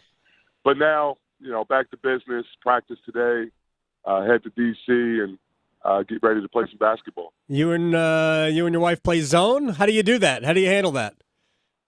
Well, my wife's definitely the point guard. First of all, she runs the show. But when I come home, I guess I'm the defensive stopper. When Dad comes home, she passes the ball, gives me an ISO. Very nice. You can come off the screen. My job to man the kids. That's hey man, I can do whatever's necessary. I'm all around player. Jason Capel is joining us here on the Adam Gold Show. You guys had such a good year, and I love watching your team play, especially the way they developed. Maybe there's added meaning to it, but let's just pare this down. The win at Cameron, especially based on how Duke played over at the Peterson Center, how big of a response was it for your guys? Well, a huge response, and you just have to put into context. We were 1-5. Right. 1-5. Coming off an off day, you're sitting in the office saying we're going to Durham, and whereas most people would look at it as a daunting task, which it is. Let's not make light of that. We as a staff looked at it as, okay, we're going on the road. There's so much noise around Pittsburgh when you are 1-5. I don't care what sport you're playing. Whether it's the Penguins, whether it's the Steelers, whether it's the Pirates, whomever it is, when you're 1-5, there's noise. And so for us, we just looked at it as an opportunity to go on the road, to band together. When you're in those hotel rooms and, guys got the Uno tournaments going and the PlayStation going, it's just you. It's just you and your team, kind of hunkered down in the foxhole. So we were 1-5, but we weren't a team that lacked confidence, if that makes any sense at all. We have very confident guys in the locker room, led by, Blake Henson, who has really unreasonable confidence, but that's why he is who he is. And so with his leadership, and guys, young guys that believe in themselves, we looked at it as an unbelievable opportunity that was going to take great fight. And, Duke embarrassed us, in the Peterson Event Center. They embarrassed us. They hit us in the mouth in front of a great crowd. They made shots. They were more physical, and they really put it on us. So our guys looked forward to the opportunity. We knew that we could go in there and compete. We just wanted to fight. We wanted to fight for 10 rounds. 10 rounds, 4 minutes a round, really Rocky V street fight, him against Tommy Gunn out in the street. My ring is outside. You want to make things a street fight. And so that's kind of been our motto, and that's what we took in to Durham with confidence that we could go in there and at least put up a great fight. And our kids responded, and we walked away with a great win. Jason Capel, assistant coach of Pitt, is joining us. It's funny, you called Blake Hinson's confidence unreasonable. We have a basketball analyst on every Friday. We talk about mostly the locals, but we also talk about the league. And he has always said about Blake, this is like the fourth or fifth time I've talked to him, he always says he has irrational confidence. He is such a great, confidence, all of that, but he can elevate his game. I believe he was 7 for 7 or 8 for 8 from 3-point range in that game. And some of those were like, how many times did you or Jeff go, no, okay, good? Well, when you're coaching Blake, and here's the thing I had to learn last year, you have to let Blake be Blake. Right. His father told me that when we were recruiting him. When you want the best out of him, you have to allow him to be who he is. And it's always coming from the right place. He wants to win. And he knows that he's supremely confident in his shot, in getting his shot off. When we work out, we work on different angles, throwing him bad passes, turning his body. So the shots you see, and Blake and I laugh about this often, the shots you see him take, most of those shots we actually practice. Right. And so he's seen it go through the basket before, but he has such a joy for the game. He has such an appreciation for the city of Pittsburgh, for the University of Pittsburgh. And he's all about the right stuff. He's a great leader, an unbelievable teammate who empowers our young guys and the rest of his teammates to be great as well. But when he's making shots and he gets going, he gives so much energy and confidence to everyone else that is contagious. And so we love him. The city loves him. And we just don't want this ride to end with Blake Hinson leading the charge for the Panthers. I think there's every chance in the world that you guys are the last team standing in this tournament come Saturday night. I've seen your team play too many times. And I know what the national narrative is about not just Pitt, but the entire ACC, which I think the two things are kind of hand in hand. But when I look at a team that has Blake Hinson and Carlton Carrington and Jalen Lowe and some of the athletic bigs that you guys have, that you guys absolutely look the part of an NCAA tournament team. But you guys know that there's work to be done, and it's almost a disadvantage to not play until Thursday, no? Well, we're not looking at it as that because, again, you talk about we were 1-5, man. Right. And for us to do what we've done during the season to get to a top 4 seed, look, we had goals and aspirations before the season started. And for us to get to this point, to where we are with 21 wins, 12 conference wins, that's something our guys are extremely proud of. We like where we are. We understand that we have to continue to win. Don't leave anything to chance. And, the thing we did going into Duke is you talk about just being 1-0. Look, we're not worried about what happens, today, tomorrow. We play Thursday. We're not worried about what happens after that. We want to be 1-0 after each contest that we have a chance to compete in. And with that mindset, you can stay in the moment. You can hopefully take care of what you need to take care of and continue to move forward. That's the motto the team has adopted, and we're going to stay in this zone for as long as we possibly can. And, for the decision makers, hopefully they see that this is a team that is playing their best basketball at the right time of year. They have a lot of exciting players and a team that's very confident that we can play good basketball against anyone in the country night in, night out. But we just want to be 1-0 after Thursday. Jason Capel is joining us here on the Adam Gold Show, Pitt assistant coach to his brother Jeff.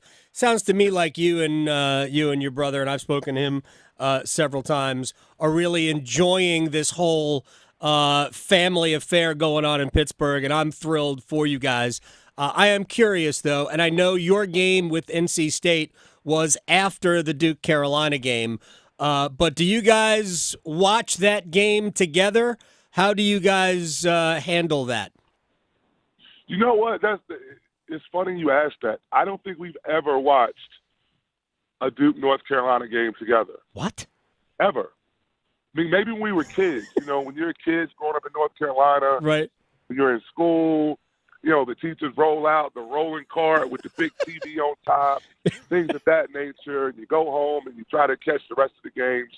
That's probably the last time that we've watched a Carolina Duke game together, because he left for college. I was, going to 8th grade. He wasn't home. Then I left home. I went to college. And so other than me sitting in the stands watching him compete against North Carolina, and then on the other side, him sitting in the stands watching me compete against Duke, I think only one time.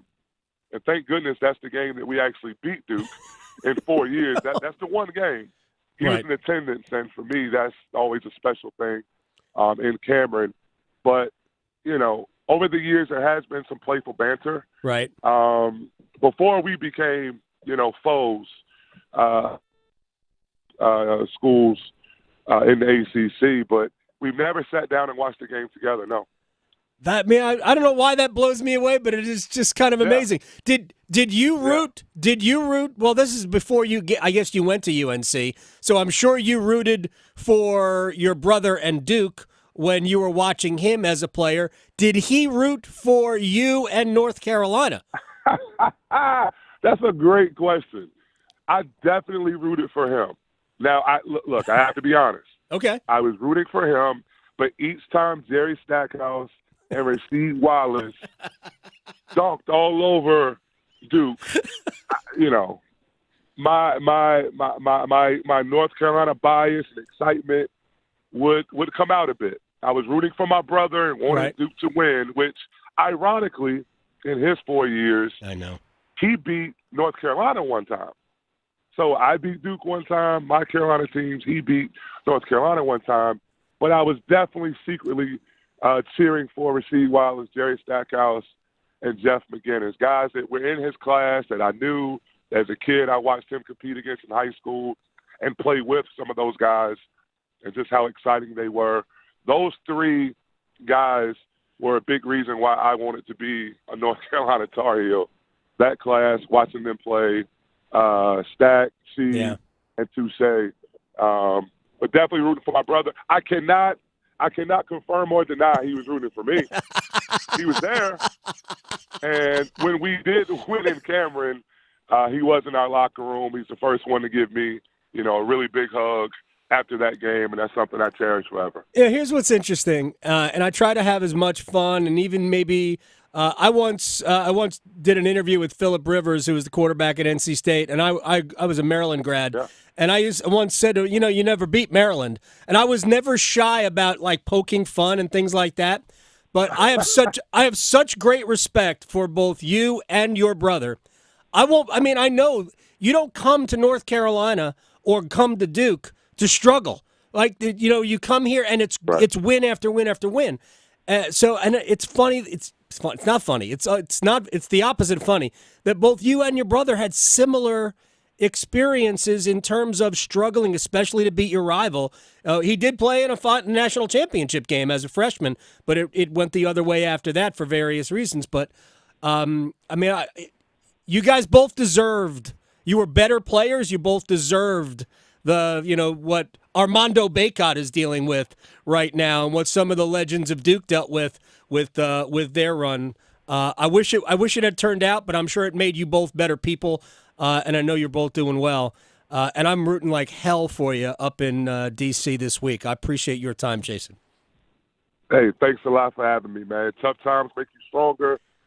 They make you more appreciative of the good times, and we are appreciative of the things we're putting together in Pittsburgh right now, and really excited about the opportunity we have going to D.C. this week. We will watch you in D.C. and then wherever they send you in the NCAA tournament. I am supremely confident that that is going to be the case. I appreciate your time. Tell your brother we said hello, and I'll talk to you guys soon. We'll do it. Thanks a lot, guys. Hell to Pitt. Hell to Pitt. All right.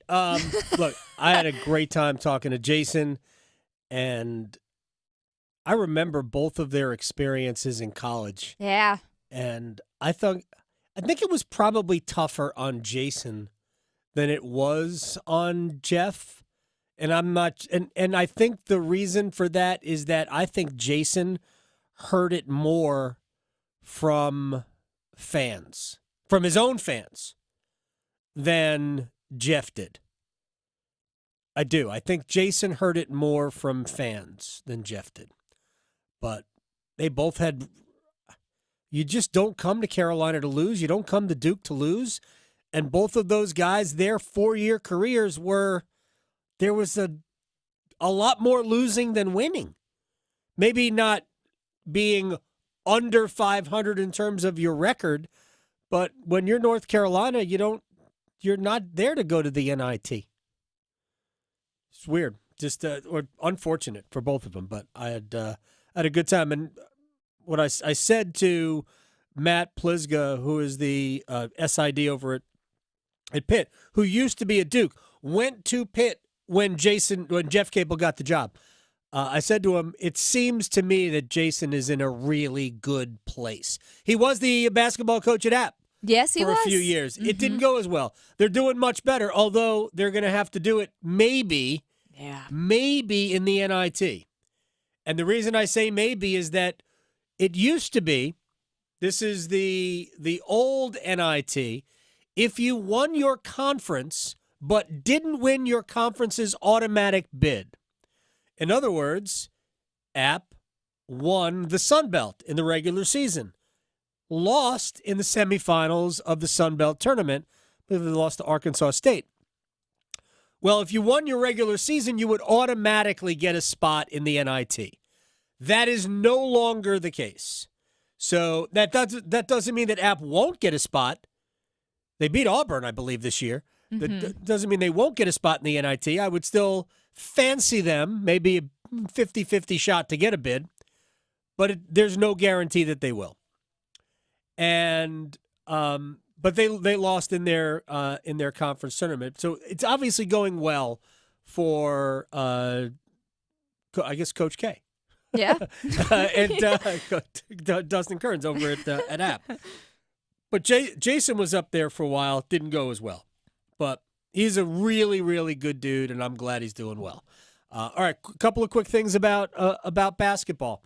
I know we talked to Jay Billis yesterday, and I don't know how many people watch. If you're up late enough. I'm rarely up late enough to watch it, but sometimes, because it's recorded all the time, I'll catch some of Scott Van Pelt's Sports Center at night.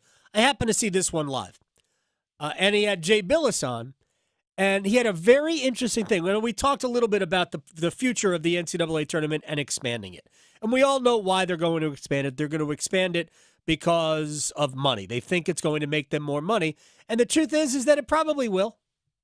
It probably will. Yeah. At the very least, it'll make the conferences more money. Because what ultimately will happen is that the bigger conferences, not the smaller conferences, this will only help the power leagues.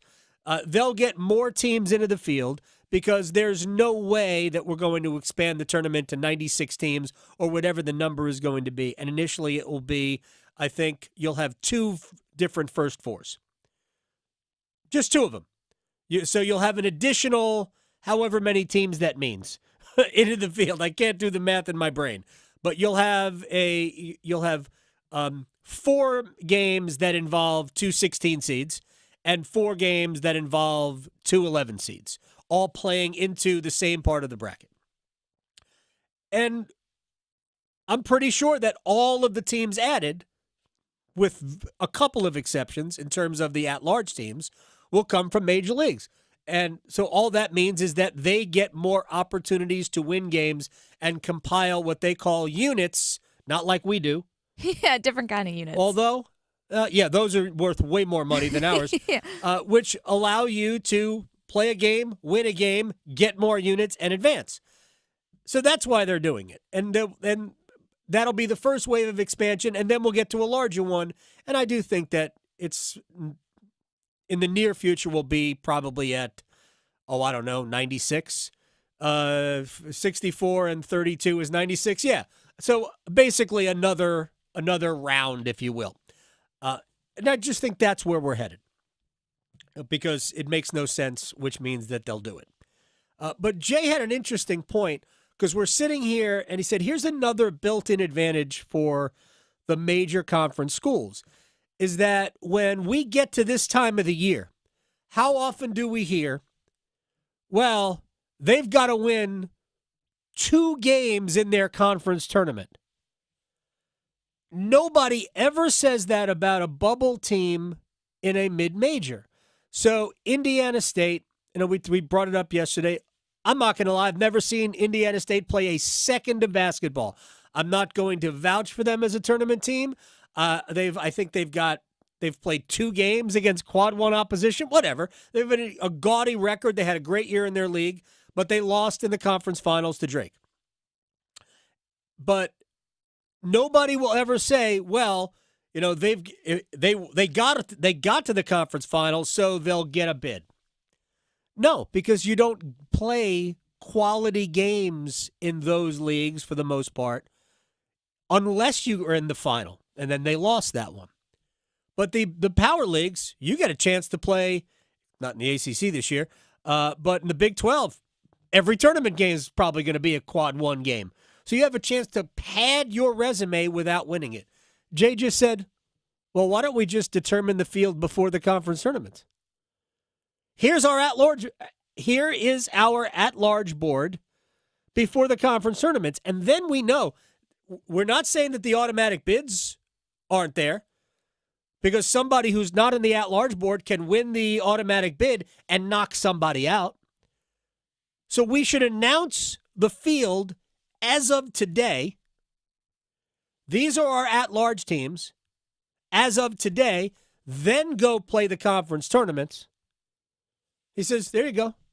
Now we have transparency, and we don't give the power conferences an unfair advantage. Yeah, done. Logical. Right. Which means it'll never happen. Right, yeah. Common sense, no. No chance. Mm-mm. No chance for it to happen. All right. Wagering and stretching. And frankly, I need to limber up. Next. Raleigh to Boone, Charlotte to Chapel Hill. Your Carolina is covered. Adam Gold on the North Carolina Sports Network. ACT Construction Equipment is proud to be your certified local Takeuchi dealer in Charlotte, Winston-Salem, Asheville, Wilmington, and Myrtle Beach. Takeuchi has long been a world leader in the compact construction industry. Let ACT Construction Equipment help you find the right machine for the job. Our full line of excavators, track loaders, and attachments are designed for low maintenance and high productivity. Stop in today for a demo or visit us online at actce.com. ACT Construction Equipment, your authorized Takeuchi dealer. The wait is over, college hoops fans. FanDuel, America's #1 sportsbook, is officially live in North Carolina, and right now, new customers get $250 in bonus bets guaranteed when you make your first $5 bet. Just go to FanDuel.com, promo code AGS to sign up. Then you can bet on everything from the money line to over-unders to which team will cut down the nets, all on an app that is safe, secure, and super easy to use. Take the court with $250 in bonus bets, win or lose, when you place your first $5 bet. Visit FanDuel.com, promo code AGS to get started. FanDuel is America's #1 sportsbook. You must be 21 and over and present in North Carolina. First online real money wager only. $10 deposit required. Bonus issued as a non-withdrawable bonus bets that expire 7 days after receipt. Restrictions apply. See full terms at FanDuel.com/sportsbook. Gambling problem? Call 877-718-5543 or visit morethanagame.com. go.nc.gov. During this sports season, the Governor's Highway Safety Program would like to remind you to buckle your seatbelt when traveling to and from athletic events. Whether you are driving out of or across town, wearing a seatbelt is your best defense against injury or death in a crash. Start the season off right. Prioritize your safety and buckle up. Every seat, every time. Remember, click it or ticket. It's the law. This message is brought to you by the North Carolina High School Athletic Association and the Governor's Highway Safety Program. Healthcare.gov is here for you when life happens. If you lost your health coverage because of turning 26, going off Medicaid, leaving your job, or moving, you could be eligible to enroll in new coverage now. And if you need to update your coverage because of marriage or having a baby, you could also be eligible. But don't wait. There's a limited time to enroll. Check your eligibility at healthcare.gov today. Life happens. Get covered. Paid for by the U.S. Department of Health and Human Services. Need money for college? Well, if you're a North Carolinian from a household making $80,000 or less, the Next NC Scholarship could pay for more than half, if not all of your tuition and fees at any NC community college or public university. And it doesn't have to be repaid. We're talking at least $3,000 for community college or $5,000 for a public university and possibly more. Get all the details about the new Next NC Scholarship and see how simple it is to apply at nextncscholarship.org. Hi, Darcy the Cow here for Black Cow, the mature manure. It's time to start getting your flower and vegetable gardens off to a great start with Black Cow. Prepare new plant beds with a 1.5-inch layer of Black Cow in the area and then mix it in with the soil 6 inches deep. Black Cow is organic. Pick up the bright yellow bag and get growing. Black Cow, the mature manure. Black Cow. From the food we eat to the clothes we wear, agriculture touches every corner of our daily lives. I'm Lee Ivey, Director of the Agricultural Institute at NC State University. With the world's population growing, we need people equipped and trained to meet the needs of our future. In our program, we rise to meet that challenge every day, and our students are engaged and invested. Learn more about our program online by searching NC State Ag Institute. Deadline for fall enrollment is June 1st. 2 years, 1 degree, endless possibilities. This is Adam Gold. Listen, the ACC is not as bad as everyone out there, Joe Lunardi and all the proctologists. Wow. Whoa. It's Wait a second. Victoria, did you hear that? It's a proctologist. The Adam Gold Show.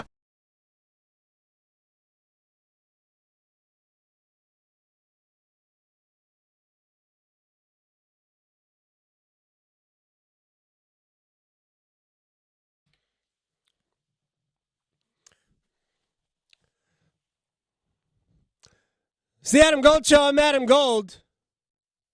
I'm assuming this is Luke Combs. Again, I've never heard, other than Fast Car, I've never heard any other song. I got a whole playlist, and I'm just picking them at random. He's an app guy, right? Luke Yes, Combs, right? he is. I know he's a big Panthers fan, and he's very upset that Brian Burns did not return a first-round pick, and he tweeted about it last night.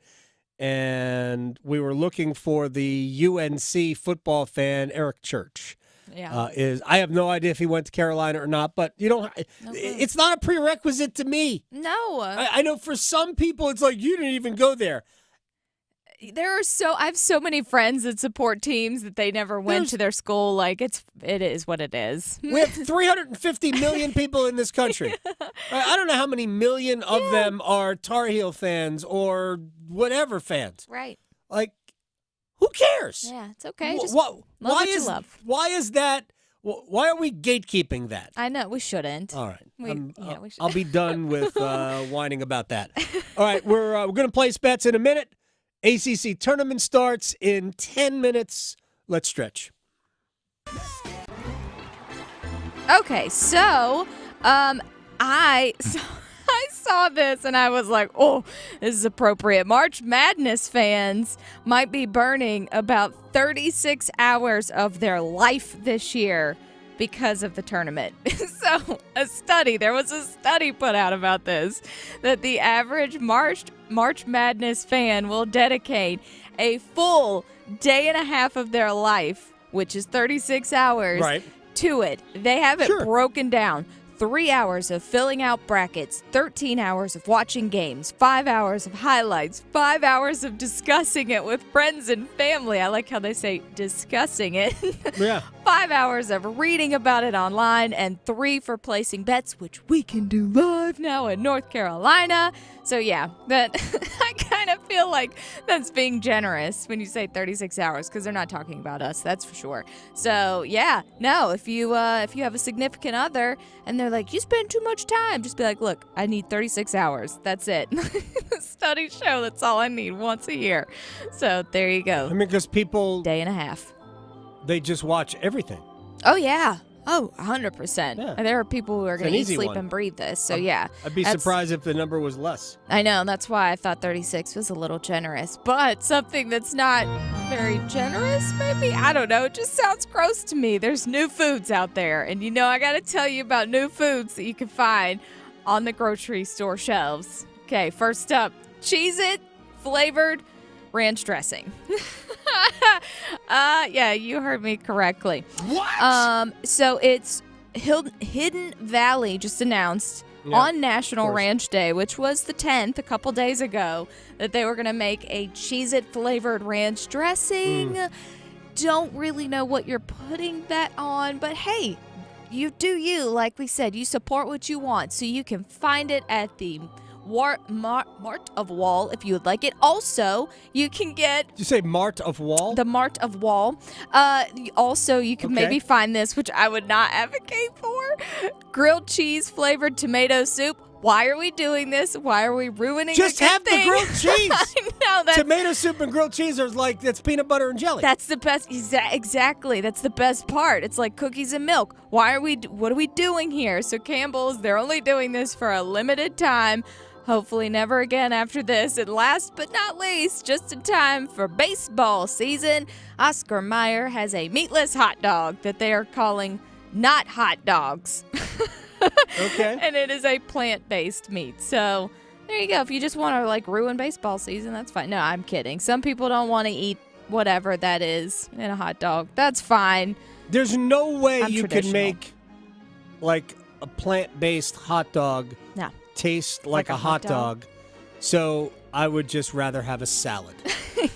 Yes, I'll just eat something else, because then you're just putting a bunch of toppings on it. You're probably putting Cheez-It flavored ranch dress. I mean, it's just all gross. So, it's not gross. Hopefully our bets. Hopefully. Place your bets. Here. I bet you slice into the woods $100. Gambling is illegal at Bushwood, sir, and I never slide. Okay, you can owe me.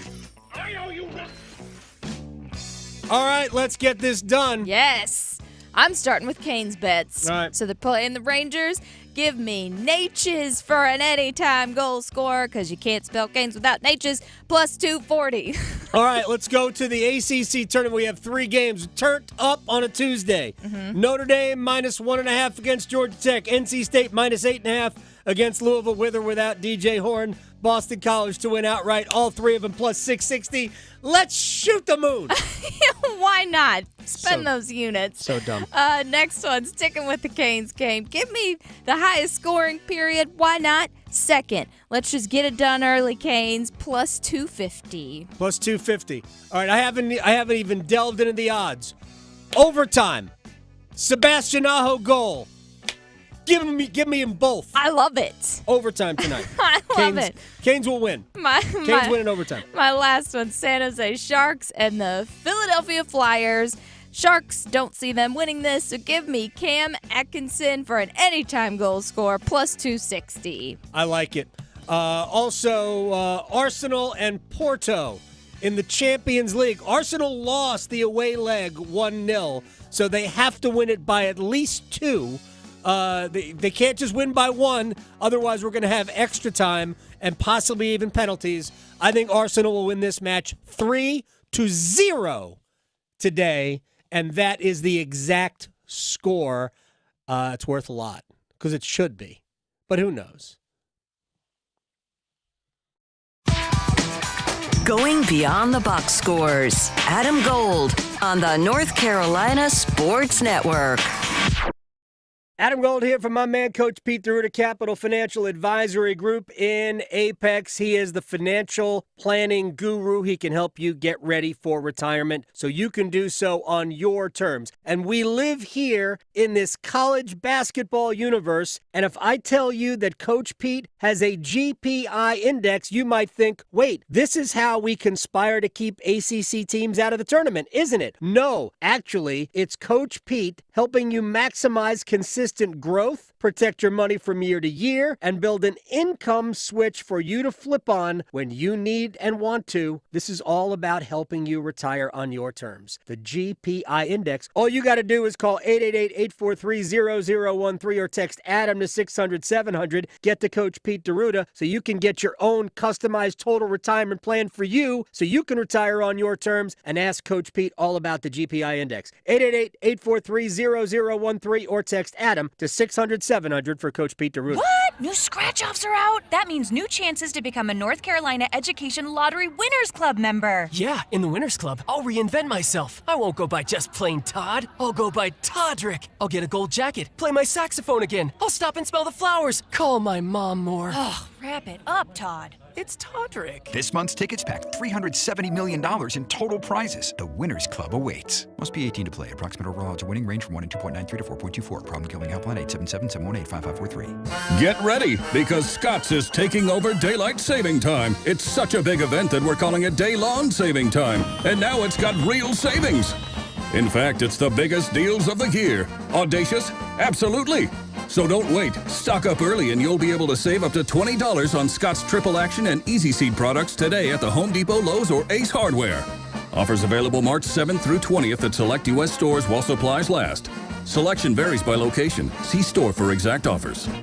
Academy Sports and Outdoors is the sporting goods store that's all about fun. And a new location is coming to Knightdale. With great brands at the best prices, you'll always find the gear you need to play the games you love and enjoy your favorite outdoor activities with your favorite people. Academy has it all in store and online. No matter how you have fun out there, your next adventure starts here. Your new Academy Sports and Outdoors store is coming soon to Knightdale. Until then, check out academy.com.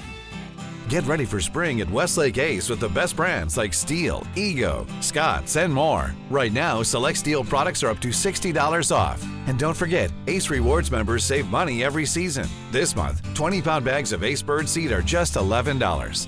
Visit our 2 new locations at the corner of Rogers Lane and New Bern Avenue, or on Leesville Road in Pinecrest Point. Westlake Ace Hardware now has 5 convenient locations in Raleigh. Ace is the place with the helpful hardware, folks. Tim Donnelly here, and I want to let you know March is a critical time to check your home's windows. Call the pros at Window Nation. Right now, for every 2 windows you buy, you get 2 windows free. Plus 0 down, 0 interest, and no payments for 24 months. Call 866-90-NATION or visit windownation.com now. This March, Wendy's has some amazing deals on their hamburgers made with fresh, never frozen beef. Like a juicy Dave's single for $1 and a fresh $2 Dave's double with in-app offer. It's such a good deal, we wrote a little ditty about it. Get it for $1. Dave Single, order in the app. Dave Single, get it for $1. Choose wisely, choose Wendy's official hamburger March Madness. Limited time offer. Participating U.S. Wendy's. See offer details and redeem at Wendy's app. Account registration required. Fresh beef available in the contiguous U.S. and Alaska. I spent a couple of minutes online to help pay for college. If you're an 18-year-old man, go to sss.gov to register with the Selective Service System. I registered because, hey, it's what you do. Go to sss.gov and register today. WCMC HD1 Holly Springs. Take us with you on radio, web, app, Alexa, and YouTube. 99.9 The Fan, the Triangle Sports leader. Now Aho, he'll get it right back. He puts a shot and he'll score! Give and go with Teravainen, taking advantage of the Calgary miscue. And it's 2-0 Carolina. Svechnikov, Aho, Svechnikov scores! It's a clinic from Carolina. 4-0 Hurricanes. And now Kotkaniemi for Teravainen. They score! Well, when it's your day, it's your day. Teuvo Teravainen. Lucky number 7. Carolina up 7-2. Wow. Excited already for tonight. Jake Gensel was part of the morning skate, and he was part of the morning skate with the main group. and he was skating with Yevgeny Kuznetsov and Martin Necas on what amounts to Carolina's second scoring line, and Pyotr Kochetkov was in the starter's crease. I don't believe I could be more interested in a regular season game than I am in tonight's. It does look like Rangers goon Matt Rempe will not play tonight, although I don't know for a fact. But he is having a hearing with the NFL. He probably should. He should. With the NHL supplementary, easy for me to say, discipline. Yeah. Because of his elbow to the jaw of Jonas Siegenthaler of the Devils last night, in which he left his feet. And, I mean, literally delivered the elbow to the jaw. Right. And it looks like this is what this guy does. And I'll be curious to see how the NHL handles this. I hope that they will not go easy on him because, well, he's young. No. Now would be a good time to demonstrate to Matt Rempe that the ramifications of what you do, your actions. Gratuitous headhunting Mm-hmm. is not what we do here. No. This isn't Slapshot. That's very good. That is the best way to put it, actually. It really is. This isn't Slapshot. Now, Slapshot was a funny movie. It was. I love that movie. Different time, different era of hockey. Hanson Brothers and all. It was great. I was a Paul Newman fan. Big Paul Newman fan. So, but I will be interested to see how the NHL handles this. It is it's a big deal. I'm going to assume that Rempe can play because nobody in the NHL is here without the ability to play. Yeah. But that doesn't appear that it's his first job. His first job is to hurt. And he doesn't care. He has to be demonstrated that you need to care about your fellow player. Hey, good, clean, hard hits, that's fine. No problem with it. Dirty hits, I got a problem with. Hey, if he doesn't leave his feet, because he's enormous, I don't even know how tall he is. Yeah, he doesn't need to. If he doesn't leave his feet and he simply finishes Siegenthaler against the wall, there's no problem with the hit. Yeah. None. But he did. So there's a problem. Yeah. So it's like me reaching for something on the cabinet. You just don't need to. It's just not necessary. Yeah. Have you ever elbowed your cabinet? No. I would win though, and then I'd have to fix it. Supplementary discipline for Victoria. Yeah. 5 minutes for elbowing the cabinet. Funny bone. There you go. Just won't go away. So more than likely, we'll find out later today that Matt Rempe will not be in the lineup tonight. But we will see Jake Gensel for the first time. We will see him playing with Yevgeny Kuznetsov and Martin Necas. And all I can think of is this is, again, no disrespect to anybody that Necas has played with so far this year. But Marty's got to be going, so I get to play with these two guys. Okay, good. How about that? That's why he's my anytime goal scorer for today. He should. Gensel, by the way, is the favorite for Carolina. I think he's plus 160. Mm-hmm. I saw Aho at plus 170. I didn't see Necas. I wasn't really looking deep into it, but should be fun. And Carolina starts play today 4 points behind the Rangers in the Metropolitan Division, and there are no games in hand. So each side, if I'm not mistaken, each side is the same at this point. I believe each have 18 games left to play. So today, Carolina's got a chance to get to 2 points, or maybe it's 6, or maybe it's a 3-point game if, as I predicted, we're headed for overtime, in which case Carolina can gain a point or just lose a point. But these two teams have already played twice. Both games have been in New York.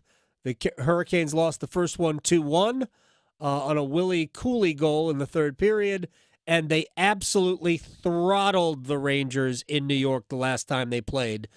And Carolina won it 6-1.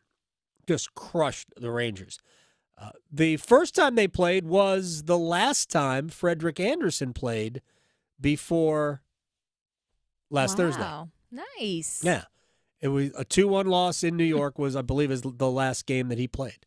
All right, So, then. and then, of course, 4 months and 5 days later, Anderson is back, but looks like it will be Kochetkov tonight, which means we'll see Anderson here on Thursday, unless Kochetkov stands on his head. Yeah, right. I walked out of the arena, and I want to get to some football stuff here, because normally we play sound, but who knows? We'll have plenty of time to play sound coming up in about 25 minutes. But I walked out of the arena on Sunday with Mike Maniscalco. We were talking about who we thought we would see in goal. And I will admit that I didn't have a good feel for what Rod Brindamore would do. I honestly had no clue. And you can make arguments either way. I do think that barring injury or illness, I don't think we're going to see another goalie start that isn't named Anderson or Kochetkov. Yeah. We've only got 18 games left. These are going to be the two goalies, again, barring injury or illness, as we get into the postseason. These are going to be the two. And I do believe that Rod is going to basically let him fight it out for who's going to get the net in game 1 of the opening round playoff series. We don't even know who that's going to be against. We don't know if Carolina is going to be the 2 seed in the Metro or the 1 seed in the Metro. I think they'll be one of those two. I personally think they're better than the Rangers, but they're 4 points in arrears right now. They are. So if you lose tonight, they probably won't be the 1. You have no other options, and it's really hard to make up that many points in a short period of time. My own feeling was, if it were my decision, that I would be in alternation mode. But Mike made a really good point that he thought Anderson would go, that he thinks that Anderson would be the number 1 goalie in the playoffs regardless, and that you're going to go with Anderson again. He had just played against Calgary on Sunday. Go with Anderson again, and maybe even Anderson again on Thursday against Florida. And then you've got back-to-backs. You'll use both. Because I think what Mike's point was, they're trying to get these guys, get Anderson, especially since he hasn't played much, try to get him into a rhythm. But for me, and again, I had no idea, and I could end up being wrong. Anderson could start tonight, even though Kochetkov is in the starter's crease. Anderson could start tonight, and then Mike ultimately is right, and I think they would be in the mode of getting Anderson ready. But I think that Rod is going to ultimately alternate. Yeah. And if one guy clearly demands more play than the other, he'll go that way. But I think this is about who's going to win the job. Yeah. And the only reason I point to that, I remember back in the crazy pandemic Central. Yes. Peter Mrazek spent a lot of the season hurt. And when he came back, there was no question going into the season who the number 1 goalie was. It was going to be Mrazek. While he was out, Alex Nedeljkovic had an amazing year. Mm-hmm. Nedeljkovic was 3rd in the Rookie of the Year voting that year. He was that good. And even though Mrazek came back and looked pretty good when he came back, Rod decided, no, Ned's our guy. And started the playoffs with Nedeljkovic. And, I mean, it didn't go great. No. Did not. It didn't go awesome. Carolina won the first round, right? They won the first round, then they lost to Tampa. I don't even remember anymore. Yeah, they beat Nashville, and then needed 6 games to beat Nashville. They beat Nashville, then lost to Tampa. Yeah. And frankly, against Tampa, Ned kind of showed some cracks, and Mrazek did get in that series. But now Mrazek's in Chicago. He is, and he got a long-term contract from the Blackhawks. He did. That may or may not be excessive, but I don't care. I love Peter. Yeah, same. Good for him. So Rod had decided that Ned was going to be his guy. I don't think Rod's made a decision yet. I think there are pluses and minuses to both. I think Kochetkov's ceiling is higher Mm-hmm. I think Anderson's not only his baseline, but his baseline is higher than Kochetkov's baseline. But I also think that Anderson's variance is smaller. Right. So here's our median Anderson, I think we're going to be pretty close to the line with Freddie going forward. Piotr is going to give us a lot. Oh, whoa, that was awesome. Oh no, that was bad. And we saw that against Winnipeg. Exactly. In the third period. Which Kochekov are you getting for which game? Yes. That's the problem. So which period? Yes. But I don't know. It's his potential. That's really what a lot of people are hoping for. He's fun. Yeah. He's definitely fun. I'll say this about Kochetkov and then we'll break. Kochetkov this year has been better than the Kochetkov last year. I'm talking about the hot streak. Yes. He was great for 6 weeks Chunk of time. last year. Veterans Day until right before Christmas. So it's about 6 weeks where he was amazing. And he was playing almost every day. This year, his hot streak was a lot longer. We go back to the 12th of December all the way through the game against Winnipeg, which was the third period was a disaster. But the first two periods of that game were really good. So was it just a blip? And he played pretty well in New Jersey. Yeah, he did. Right? Played pretty well in New Jersey. So hopefully, we're past what happened in against the Jets. I think Kochetkov looks like he has matured and taken another step as a goalie.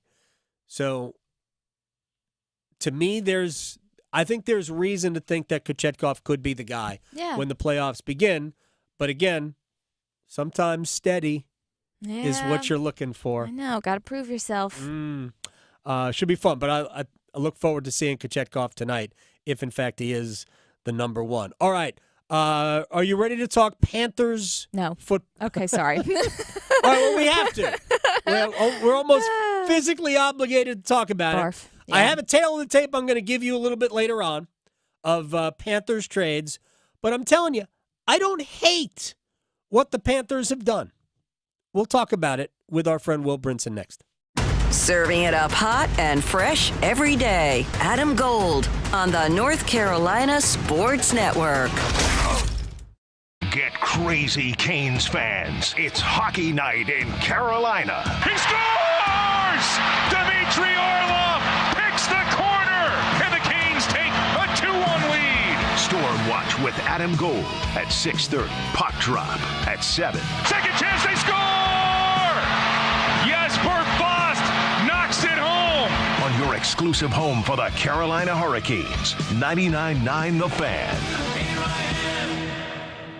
Hi, it's Adam Gold from my friend Gordon Miller, Miller Lending, Kildare Farm Road in Cary, the man who invented the no closing cost mortgage back in 1987. I know the person who invented the crazy straw. You know the crazy straw. Actually sold the patent to Disney for a whole bunch of money and then went and just played golf for the rest of his life. Somebody has to have the great idea. Gordon Miller invented a way that you could get a mortgage without paying thousands of dollars in closing costs. It's brilliant because what it does is it gives you the freedom to refinance free of charge whenever the rates come down, because if you want to refinance within a year and you've paid closing costs, that closing cost money wasted. The break-even point when you pay closing cost is 8 years. And all it does is save you $50 a month on your mortgage payment. So don't ever pay closing costs. Miller Lending. MillerLending.com online. Miller Lending. Save thousands and then do what you want with the money. Miller Lending. An equal housing lender. NMLS ID 2502146.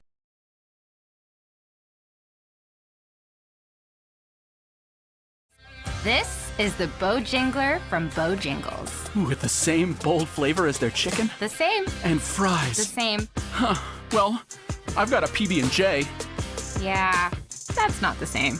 A crispy fish fillet dusted in Bo's famous seasoning. With cheese and tartar sauce on a fluffy bun, the Bojangler's back. Hook one while you can. And it's Bo time. There's no time like Bojangler time. time to stop whatever you're doing and head over to Bojangles to try the Bojangler Fish Fillet Sandwich. You heard right, the Bojangler Fish Fillet Sandwich. A perfectly seasoned, light, flaky, wild-caught Alaskan pollock fish fillet sandwich. For limited time at participating Bojangles. Make it a combo and add Bojangles seasoned fries and legendary iced tea. Hungry for Bojangles but in the mood for something different? Then it's Bojangler time. Let me talk to those of you who are contact lens wearers. Adam Gold here from my friend Dr. Lori Travers at Travers LASIK. If you are tired of wasting time and money, TraversLASIK.com is where you need to go because she will save you time, no contact lenses or glasses to deal with. You just wake up and go, and money, 0% financing for 24 months is available, plus contacts and glasses cost a lot of money. 919-510-6830. Make the call now. 919-510-6830, TraversLASIK.com. At Lowe's, pros save big every day when you buy in bulk. Save 10% when you buy 230 or more select James Hardie fiber cement siding panels. And there's more. Save 10% when you buy 9 or more select premium foam flooring underlayment. Visit us in-store or online for low prices on the materials you need. Because Lowe's knows savings. Lowe's knows pros. Selection varies by location. While supplies last. Discount taken at time of purchase. See sales associate for details. Imagine pulling up to PNC Arena on your very own Hurricanes Harley-Davidson motorcycle. That dream can become a reality. The Law Tigers, Tobacco Road Harley-Davidson, Shiny Side Paint, and your Carolina Hurricanes are teaming up to give the Ultimate Caniac a custom Hurricanes 2023 Harley-Davidson Softail. The bike will be given away live on the ice at the game on April 5th, and you might just win it. Go to caniacsbike.com. That's caniacsbike.com for your chance to win this custom-painted beauty of a bike. Do it now. Enter today. This is Adam Gold. Is a hot dog a sandwich, Mike? It's a pizza sandwich then? It's bread with toppings and stuff? When you fold it, yeah. And it's a calzone. A calzone's a sandwich, too. Oh, goodness. They're all under the sandwich umbrella. So is that a yes or a no? That is a debate I will never embrace. Oh, my gosh. Oh, my God. The Adam Gold Show.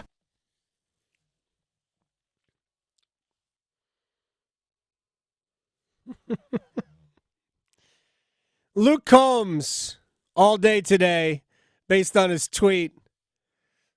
He's a Panthers fan. It's like, what are we doing, Panthers? I know. Why do we keep giving away our best players and not getting a first-round pick in return? Now you know what it feels like. Every year. Oh, man. Just dumb moves. I'm going to explain just how bad the trade was in terms of that for Brian Burns. I do believe they got what the most they could get for him. They got a Brian Burns. If you didn't realize this yet, I don't know. You've been busy because it's possible. The Panthers franchise tagged Brian Burns, their edge rusher, who they drafted 5 years ago. They franchise tagged him, and they've been trying to negotiate a long-term deal. They didn't, and they stopped. The relationship is obviously acrimonious. So they franchise tagged him not to sign him, but to trade him because there was the deadline last week, and they could have waited on this until the middle of July if they wanted. But they franchise tagged him, and they traded him to the Giants for a second-round pick and a fifth-round pick, second-round this year, number 39 overall, and a fifth-round pick next year, and the kicker, a swap of fifth-round picks. Right. So right now, before the swap, the Giants pick at number 140, which is early in the fifth round, and the Panthers pick at 141, also early in the fifth round. So now the Panthers will move all the way up to 140. Oh, boy. And the Giants will pick at 141. It's a big jump. Yes. As we bring in, and I'm going to give you a tail of the tape for other Panthers moves in a little bit. As we bring in Will Brinson, senior NFL writer, CBSSports.com, here's the best way to look at why Panthers fans should be disappointed. Because when you look at it, a second, a fourth, and a sixth were sent to the Jets for Sam Darnold. They actually gave up more for Darnold than they're getting for Brian Burns. This is what I can't square. Look, here's the thing. We don't. I mean, the Panthers needed to come out aggressively if it wasn't true, and say that the Rams offer the 2 firsts and the second was never out there. They haven't done that, and so it's let everybody, I mean myself included, to believe and to understand that the Rams did in fact offer them that. And I think, I know I think you quote tweeted what I tweeted out there, but look, this is a case of sure does feel like the same guy who told the Rams no thanks, or told his front office to tell the Rams no thanks, is the same guy who allowed the relationship between the front office and basically David Tepper, in my opinion, was like, no, we're not trading him, and then came out and then was like, he basically said, I'm not paying Brian Burns $30 million a year, and the relationship between Tepper and the front office with Todd France, Brian Burns' agent, who has done a good job taking hardline stances. He did it with Dak Prescott and the Cowboys. Yep. And Burns himself deteriorated to the point that Tepper basically realized they were going to get nothing for. I mean, they were going to get a third-round compensatory pick at best, which is the end of the third round, if they didn't sign him or trade him this offseason, because he was just going to leave next offseason. It was be too prohibitive to tag him. And so ultimately, I think Tepper said, we're not paying him that. Go get the best offer you can get to Dan Morgan. And so now you make Dan Morgan look stupid because you wouldn't take the 2 first, and you do take a second-round pick, which, as you point out, is less than what you take for Sam Darnold.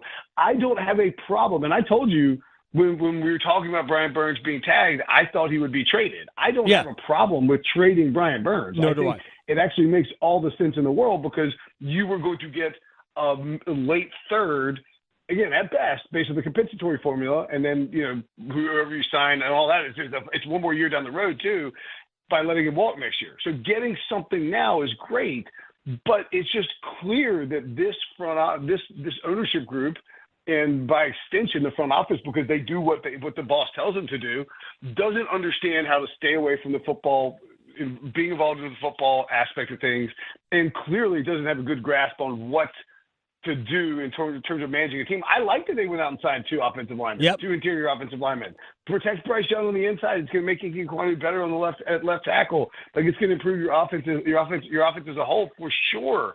But you keep making these headline grabbing idiotic moves.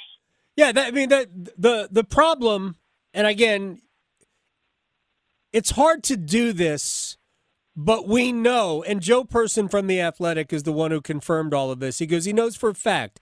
And I thought it was 2 1s and a 3, and then it's 2 1s and a 2. I just can't for the life of me understand why for somebody who doesn't throw for 4,500 yards, you would decline that, who's not about to wear a Hall of Fame jacket. And I don't care what anybody's opinion is of Brian Burns today. He is not, ticketed for Canton. I just don't understand how that's not the easiest ever. Yeah, I mean, a thousand times in a row I would do that.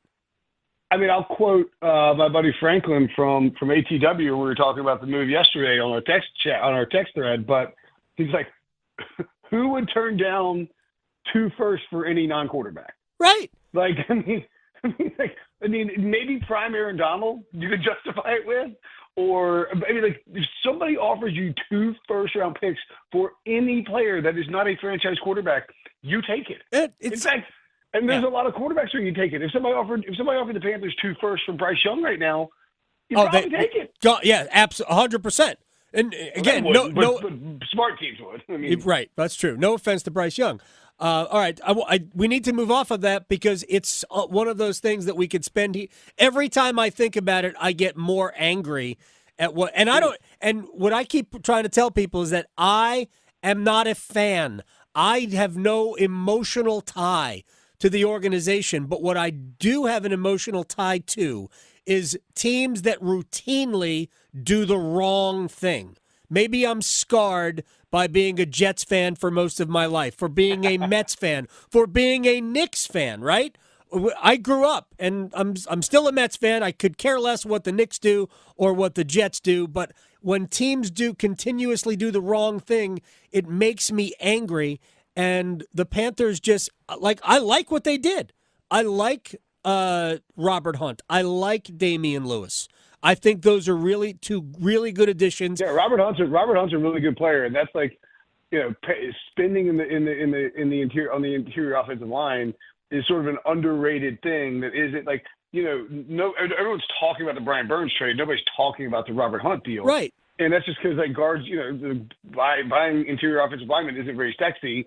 But I mean, that's a smart move. Like the Panthers, outside of not getting enough for Brian Burns and having it directly compared to the offer they had from the Rams, the Panthers have not had a bad offseason or a bad free agent. No, I like it. I would have rather them kept Frankie Louvu, but that price tag is probably above and beyond where they wanted to go for somebody like that. So 4 starters. Yetur Gross-Matos is now with San Francisco. Burns in New York.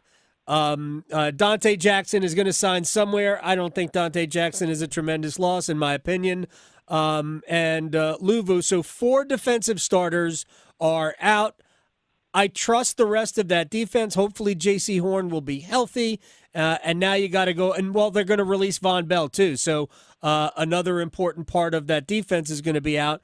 But I trust Ejiro Evero to put together a good defense. And now you got a little bit more draft capital, not a ton, but you got 2 picks early in the second round. And those 2 early second-day picks, I mean, if you want, you could parlay those into a first.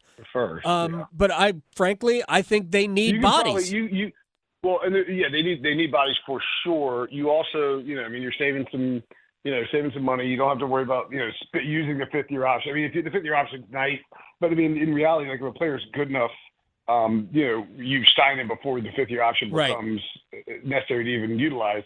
And I think too, with this draft class and the Panthers' needs, and I wouldn't be surprised if they were in on Calvin Ridley. I'm not saying it'd be a good idea. I'm just saying it wouldn't be surprised if they were. Or you take one of those 2s and you send it to Cincinnati for T. Higgins. I mean, that's not a bad idea either, right? Like, I think if you're Cincy and the Panthers offered you 39, definitely if they offered you 33, you would consider doing it because it does feel like things are like the way that Cincy operates with the franchise tag. We've seen it, with they did it with AJ Green, and they recently did it with Jesse Bates, the safety who ended up signing in Atlanta.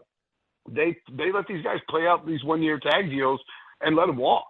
And so if you're the Bengals and you can get that high of a pick, would you do it for T. Higgins, a local Clemson guy? I mean, I don't think that's a terrible idea. But regardless, if the Panthers don't do either of those routes with Ridley or Higgins, this draft class is so deep at wide receiver, it's insane. Right. And, it's very deep it's very deep on the offensive line as well. There's all these quarterbacks, right? I mean, as people are like, well, there's 9 or 10 wide receivers who go in the first round. Well, I mean, there's only 32 picks, right? So there's a really good chance that 1 or 2 of these wide receivers who are high quality players could slip to the second round. You have Jonathan Mingo, who you think is going to be a pretty good player. Do we? Okay. I mean, he's a rookie, man. He's a rookie in that system. I don't know. Okay. Good point. Good point. I'm not going to sweat anybody's performance in whatever the hell that is a very good point. Sometimes I forget because Mingo was so unimpressive. I forget that Bryce Young was also unimpressive. Right. Yeah. And I'm giving Bryce Young the benefit of the doubt that it was more about the environment than anything else. So I'll give the same benefit of the doubt to Jonathan Mingo.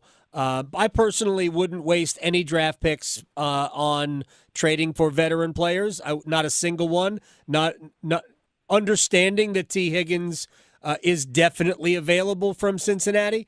But I would use all of my draft picks to build my team. And he might not be. And the reality is, you're not your team. And look, I'm playing devil's avocado with myself here, but you're not a team that's going to compete in the in the NFL in 2024 more than likely if you're the Panthers, right?